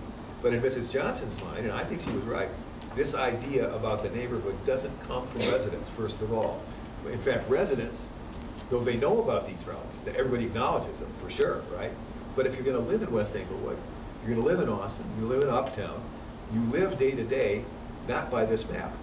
You live by neighbors doing stuff together. You live by interacting with local businesses. You live by being active in your local congregation. You know, there's a different map that leads you to live in the neighborhood than this map. I guess maybe because I don't, I guess, do those things. Maybe that's where my kind of perspective is coming from. Well, let's come back to it a minute. Somebody had another nominee for who draws the map. Oh, I was going to say that in regards to she was talking about the imprisonment, I believe that the imprisonment perpetuates the stereotype. Like because this stereotype has been put there, people feel like they need to live up to what it said because this is who I am, and that's the only thing for the most part in these neighborhoods here. Yeah, so it gets some real momentum and it gets reinforced in lots of different ways. That's right. Yeah. I think, you know, as social scientists, I think we kind of write the narrative of these places as historically, and I think it's changing, but historically social scientists would, go out and, they joke that sociologists and social scientists problematize everything. So everything's from this problematic lens. And so then we generate this discourse of, how these institutions are problematic, and then how they interact to create this, horrible, neighborhood, essentially. Yep, I couldn't agree more. I think universities are completely complicit in drawing a needs map, right? I'm a social scientist myself, and I'm guilty. I've done a lot of writing on a lot of these different topics, right? And so have all my colleagues. So I think you're right that universities have a role to play here. So we got universities, media, and we want to talk a little bit about how residents get into the play. Who else? Oh no, I was just going to say, kind of going back to what Brittany and Trevette had said, like, it reminded me of this video I saw that called A War on Your Soul, and it was like kind of like just based off like what people from the outside like did studies, and then also what was portrayed in the media. It kind of puts those people there like they can't really break out of the mindset, and so it's already listed as a problem. So the people on the outside looking in label it as this, and it's like once you in that category, once that neighborhood is drawn like that, it's not really a way for you to like break out, whether you intentionally try to fall in it or not intentionally. Yeah. Try to fall in it. Okay, that's interesting. Yeah. So who else draws the map? Yeah. Probably our parents. We get a lot of influence from our parents. Say it again. Parents? Yeah. Okay. Good. Yeah. Okay. Yeah.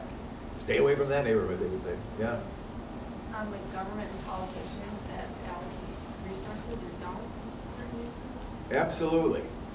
How many of you here, maybe you'll do it this year for the first time, but how many of you have ever written a grant proposal to the federal government, to city government, the United Way, the MacArthur Foundation, anybody who's got money? What did you write it for? What was it for? It was the international grant to go to Africa. Okay. And it was for you to go to Africa? Yes, to teach in Africa. Teach on the difference, the variation between African American and Africa and America. Yeah, okay.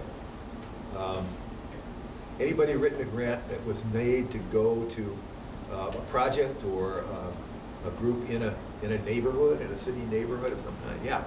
I wrote a grant it was for a forum that we did for organization in Little Village. Okay. For youth services. What was the first question that the form asked you to answer? That was a while back. Okay. I'll bet it was describe the needs, right?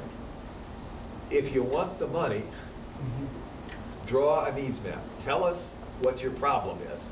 Problematize it, right, as the university teaches us to do. The first page of most grants is essentially a command that you draw the needs map. And the more convincingly that you can draw the needs map, tell the funders at the MacArthur Foundation, the United Way, City Hall, Housing and Urban Development, tell people how bad things are, and you'll get the money, and you'll get the help from the outside. So it becomes a kind of dance of neighbors and neighborhoods defining themselves by this needs map in order to get outside resources coming in, right? So we've got government, we've got United Way, we've got the MacArthur Foundation, we've got mass media, we've got universities. A lot of the most powerful institutions in our culture are constantly saying to Mrs. Johnson and her neighbors, we know what's important about you. It's your needs. It's your problems. It's your deficiency. And then people who live in the neighborhood have to somehow react to that. They do it in a lot of different ways. It makes me think a little bit about a symbol that I always use, which is really embarrassingly simple-minded. It's that, can you see this? You know, it's a half full, half empty glass, right? Policy research, and we've got faculty from maybe a dozen different departments, and when we get together, we just shake our heads. There are people at the table who can't keep a marriage together. One guy's working on his fourth one. People whose kids won't speak to them. People who drink too much. People who have all kinds of health problems. A couple of them are fighting cancer right now, right? They are absolutely challenged, empty, needy people. You know this about Northwestern College, right? US is North. Right? So, what's the secret? The secret is that when we get together, we almost always conspire to ignore the emptiness in each other. We know it's there and we'll be helpful if we can. But what we do is we put together the strengths that we have that are necessary to run a university. So we get people's experience, scholarship, goodwill, energy, cooperativeness, inventiveness, all of the love of teaching, good teachers. And what we do is we work together on the full parts of each other's glass to make a university run. I don't know about you, test it again this year, but every organization I have ever been in that works on the same principle. Let's take empty, needy, problematic people and find what they are good at and let them loose to do what they're good at. Right? That's what makes a good school run. That's what makes a community organization run. Let's make a good youth program run. Get people working on their fullness even though they've got emptiness. Does this all make sense? The same thing is true about neighborhoods. Every neighborhood is a combination of emptiness and fullness. Every neighborhood, just like every person. The difficulty is that we have been taught to see some neighborhoods as almost entirely empty, and others we assume to be almost entirely full. Right? So when we look at Little Village, when we look at North Lawndale, when we look at Woodlawn, we're taught to see a needs map. When we look at Wilmette and Lake Forest and leafy suburbs, we're taught not to see emptiness but to see fullness. But you know the reality, right? If you scratch the surface in these leafy suburbs, you're going to find all kinds of problems. You're going to find the people who drink too much, who are lonely elders, who can't get along with their kids, who can't afford to live in the neighborhood anymore, right? Huge numbers of problems that are hidden in some communities. And what's hidden in other communities is their fullness, is the fact that they have assets, that they have resources. So the good news is that an awful lot of groups have decided to put the needs map aside and get a different map going. The reason they're doing it, let me just spend one more quick time on this, is that the needs map, if it's the only map to reality, has some terrible consequences. These are just a few of them for the people who live there. If the needs map is the only map to reality, sometimes what happens with residents is that they internalize that and say, that must be true about me. I must be a needy person. I must not have enough skills to join the labor force, must not know how to raise my kids, must not know how to get together with my neighbors, make my block safe, right? I'm a deficient, needy, problematic person.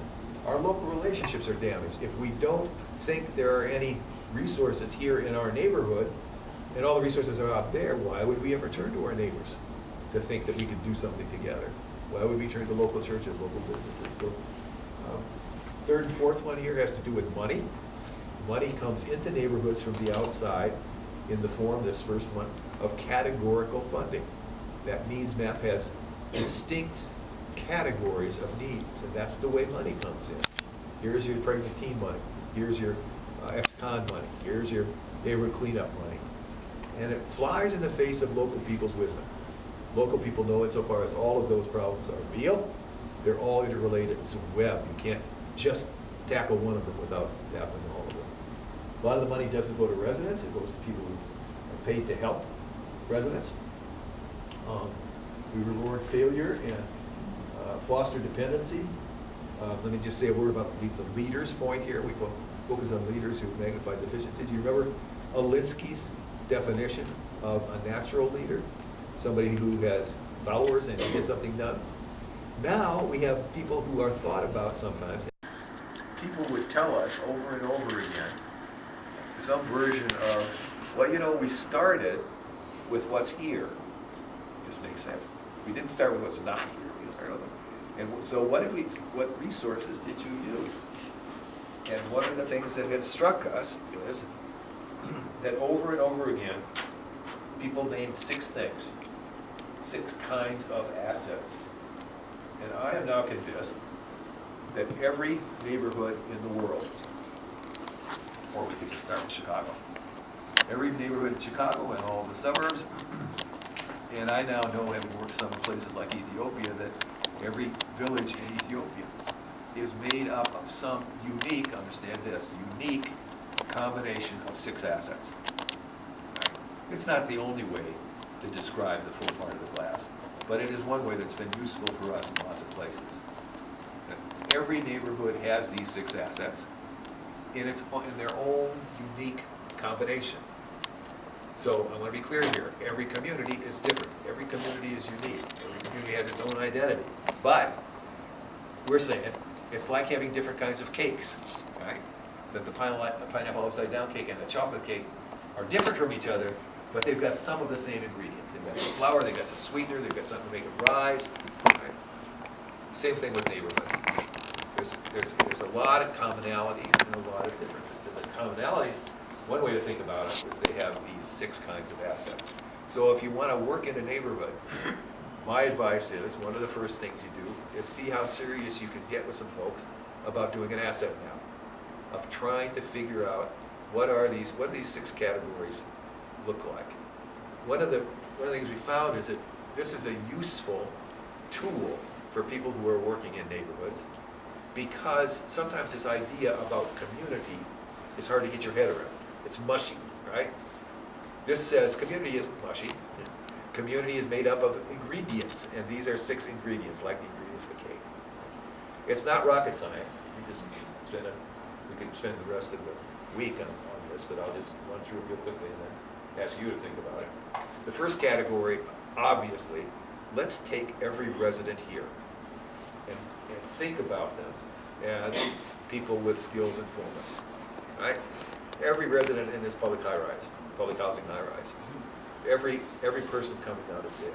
We're particularly interested in how neighborhoods find the fullness, the skills, the capacities of people who are thought not to have any. A lot of groups in our society get marginalized because they get labeled, and once they get labeled, they get thought about as not having skills, entirely empty. So labels like ex-con, gangbanger, right? Welfare recipient, disabled person, frail elderly, all of those are labels about emptiness. And what they suggest is the person who has that label will live a life that is entirely defined by deficiency and by people helping, right? And won't live a life defined by their own energies and skills. So that's the first and maybe the most important category. So if we have time, I probably don't, but people are constantly inventing ways to have conversations in neighborhoods that find people's skills and capacities. What can you do? What do you love to do? If you could do anything, what would that be? I'll just show you a quick example of that in a moment. The second and third categories, associations and institutions, are the groups. When we get together with other people to do things, this is Sociology 101, revisited for some of you guys. It turns out there are 2 different ways we get together. One is we get together and we don't get paid. And the other is we get together and we get paid. It turns out in neighborhood work, it's really important to distinguish those 2 kinds of groups. So we call one associations. That word, by the way, was given to us by a strange hippie French count called Alexis de Tocqueville. De Tocqueville first found associations in the United States and said they were the most important ingredient of a democracy. So we're talking about voluntary groups of people, block clubs, choirs, softball teams, religious groups, all of the places we do things with each other without getting paid. The core of community is associational life, I think. But that sometimes gets obscured because when we look at group things in neighborhoods, we see mainly institutions, places where people get paid to do something. There are public ones like schools, parks, libraries. There are private ones called businesses, and there are nonprofit ones, agencies of all kinds, where people get paid to do stuff, right? They're important also, but what's a problem here is most often those paid institutions are all that we see, all that we fund, all that we think are important, and they obscure the importance of the block clubs and the reading groups and the women's groups and the youth groups and the sports teams, right? So the dynamic between Category 2 and Category 3 is a constant challenge for community builders. Spend a lot of time on that. Let me run through the last three real quickly. Obviously, every community, whether we're talking about urban or rural, has physical assets, both the human-built and the natural. What's the land like? What's the transportation like? What's the infrastructure like? Critically important as a set of assets to build on it. We want to make the community more healthy, stronger. Every community, next, has economic assets. No matter how low income, something economic is happening. There's exchange, there's production, there's consumption, right? Even if all of that activity or a good part of it is off the books, it's important to have it a part of your understanding of the community. And finally, every community has critical stories that it tells itself. If you're talking to a community leader and you ask a community leader to tell me about this community, the chances are you're not going to get demographic information or statistics on economy. What you're going to get are stories. Let me tell you about stories. Let me tell you what happened last week at school, right? People learn from each other by sharing experiences and stories. So we're particularly interested in the kind of story, this is all should be obvious by now, the kind of story that describes success, right? How many of you here know the term appreciative inquiry? Anybody heard of that? Let me spend 3 sentences on it. We can spend another couple hours on it. I'm thinking about all the things we ought to be talking about because we don't have time to do it. But appreciative inquiry we think about as a sister discipline to the asset-based community development.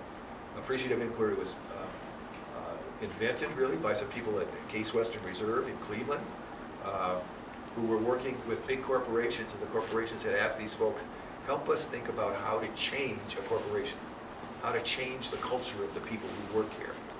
And what came out of that conversation, a bunch of tests and so forth, was the idea of appreciative inquiry.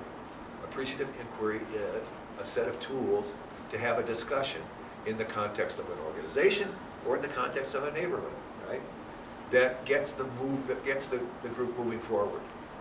In very simple terms, an appreciative inquiry, you ought to look it up on the web. There's a lot of good information on appreciative inquiry.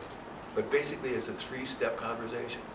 First step, we've got a group of 15 people from this corporation or from this neighborhood. Let's collect success stories. When were you proudest of this neighborhood? When was this neighborhood working best? When did you feel most valued by this neighborhood? Let's collect these stories. Second of the 3 steps, second step, well, let's take a step back. What caused these successes? What are the factors? Was it leadership? Was it the right time? What caused success to happen? Right? That's the second or third 3. And the third question is, we've got stories. We now know where they came from and why they're here. Third question, how can we make more of them happen? Right? So that you're asking people to lead a whole change operation that's not pie in the sky. It's based on what people have already done. So it's perfectly doable to do more of it. Right? That's appreciative inquiry. And it gets to the kinds of stories that we think are critical in communities. So we now think, to summarize, that every community is made up of these 6 kinds of assets, and that sustainable community development is a 3-step process. Step number 1, find the assets. Sometimes that's called asset mapping, people say. We are frustrated by times when asset mapping happens and people think that's all there is to do. Because the second step that we think is critically important, second of the 3 steps, is once you map them, connect them. Connect the assets. Make sure if you found a kid who's dropping out of high school who really loves nothing in the classroom but loves to sing, get that kid connected to an asset called a choir or something. Connect assets and make them somehow do things together. Right? Connecting assets is critically important. And the third step is, when it's possible, harness the connected assets to a widely held vision of the future. How do we get everybody together in West Englewood who wants to work on stuff in West Englewood and get some kind of agreement about where do we want to be 5 years from now, 10 years from now? What do we want West Englewood to be for kids? What do we want it to be environmentally? What do we want it to be for jobs? Right? Let's figure out where we're going. And then, strategically, how do we use the assets we know we've got to get there? What you'll notice is that those 3 steps, find the assets, connect them, and harness them to a vision of the future. Don't say, get City Hall involved. They don't say, go outside for money. Let me be clear about what I'm saying here. I am not saying that neighborhoods have everything they need inside their walls. They don't. They need outside resources. But what's critically important is the sequence of resourcing. That is, in a sense, back to the glass, you don't know what you need until you know what you've got. Right? So we start, we're taught often, start with the needs assessment. Start with it. No. Start with the asset assessment. And then it'll become clear what you might need from the outside. Right? What this means for funders and governments is a change in the way they do business. The old way is a charity way. You, neighborhoods, hold out your hand effectively. Tell us how bad things are, and we'll pull resources in. Money and counseling, all the stuff, expertise, right? Because we know better than you do. The new thing, and working with funders all the time to make this shift from charity to investment. We've got outside resources. We're sitting in City Hall. We don't want a charity thing. What we want is we want to know that people that we're going to put some money into are a good investment. What does that mean? We're investing in assets. We're investing in vision. We're investing in people who we think can give us a return on investment. Does that make sense? So the shift from charity to investment is critical for people who want to be helpful in communities. Yeah?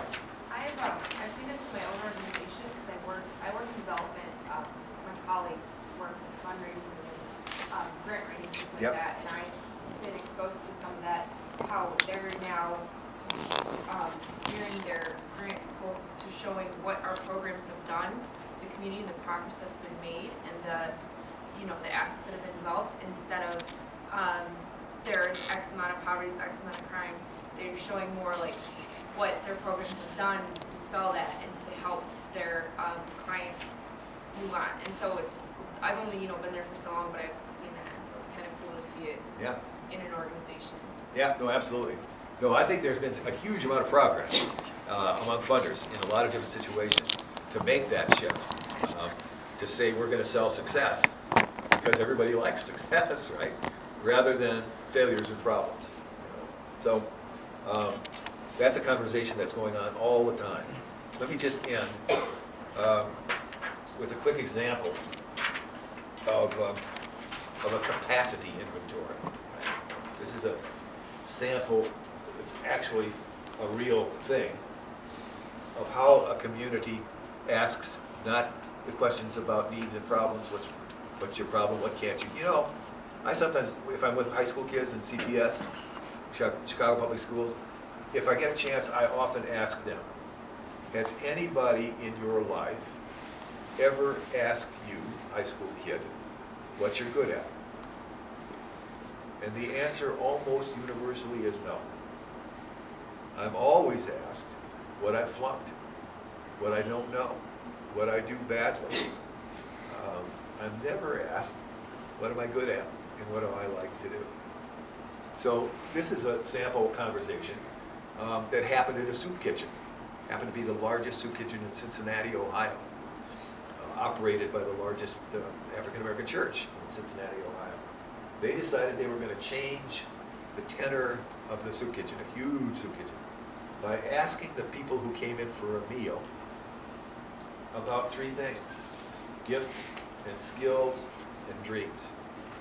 And so they did hundreds of one-on-one interviews about people who were coming in for a meal, and their gifts and their skills and their dreams. I could tell you the long story, which is a lot of fun, but I'll tell you just the short thing. When they asked about skills, the first couple hundred people they interviewed, one skill got mentioned far more frequently than any other skill. Any ideas? Building. No, yeah, construction could be, but it wasn't. It was cooking in a soup kitchen. Right? More than half the people, without a prompt, said, "You want to know what I love to do? I love to cook. I cook a mean pot of chili." Right? After a bit, the church people who ran the soup kitchen began thinking about what they were hearing. And they understood that they were not hearing just about a skill called cooking. People were saying to them, "Look, I don't want to be on this side of the table anymore. With you on the other side of the table, cooking for me and serving me. Because as long as I'm on this side of the table and you're over there in the kitchen, you are a fully human part of this community. You're making your contribution, and I'm nothing over here. I'm just somebody who's a recipient, goes through and gets a plate of food." They were saying, "I want to cook. I want to come over on the other side of the table." So the folks who were running the soup kitchen did a very courageous thing. They went back and they found the good community organizing thing too. The 20 most enthusiastic would-be cooks, people who just sort of jumped out of their chairs, "I love to cook," went back to them one-on-one and said, "We've got to, noticed you were really excited about cooking. We've got a real need in the kitchen now. Could you think about joining a cooking team?" What they reported to me was that 19 out of the 20 people they asked that question said yes, and immediately became part of the kitchen cooking team. Right? Then what happened, faster than the church folks thought it would, is that people standing in line to get a plate began seeing in the kitchen their colleagues and asking, what's Charlie doing back there? He should be out here in line with us, right? What's the matter here? And well, Charlie's part of the cooking team. Well, could I be part of the cooking team too? Or if you got enough people in the cooking team, can I help serve? Or I notice this place gets messy, I'd be happy to clean up. Or I used to play a horn. How about a little bit of music during the dinner hour? And so what I saw when I visited this place, the soup kitchen, about 6 months after they had started this process, they had interviewed maybe 230 people, finding their gifts and skills and dreams, is that they had changed the soup kitchen completely.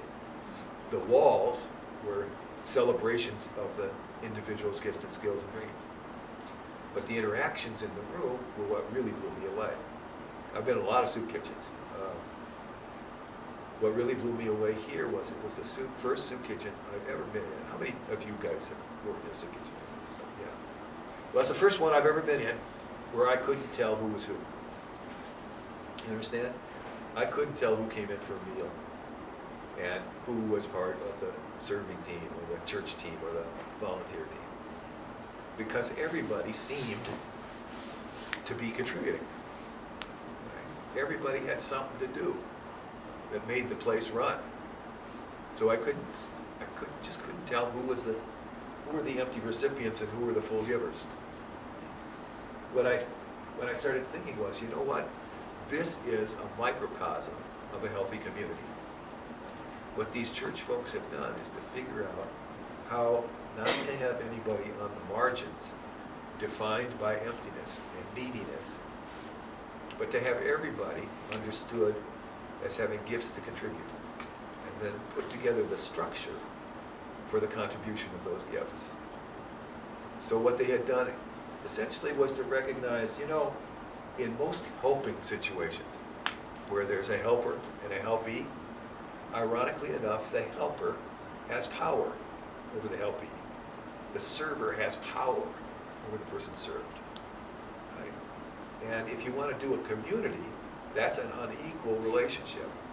And so the church folks were working in a sense of how do you make this an exchange relationship where everybody gives and everybody receives. Nobody's just a giver, nobody is just a receiver. Constantly working on bringing people back from the margins where they're thought about just as needy, bringing them into the center of community as contributors. You see, the final thing about that, I think what that is the central project of a democracy. This is what democracy is. Democracy is everybody, every citizen coming out of her door every morning, recognizing their own rights and capacities and joining with neighbors to make some kind of difference in the community, in the public square. It's important for people called citizens to vote, be involved in that kind of governance. But in a sense, you know, voting for somebody is giving away your power. That's what representative democracy is. Participatory democracy is how do we work together to build a stronger neighborhood. Okay? And I think that's the ultimate challenge for you all giving your gifts to your organizations this year in community contacts.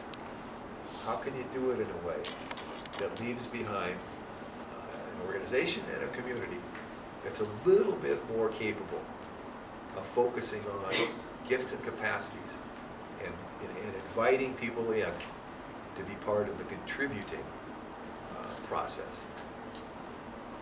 So I wish you good luck with that. And the farther you get along on that path, the better off Chicago will be. Final thing I'd say is, one of the things I'm most grateful about Public Allies is what you leave behind. What you leave behind is you may not see it immediately, but is a better community. It's a bunch of people who see the promise in energetic, creative young people. And what you do is you reignite the hope in some people who have lost it. So go get them. Good luck.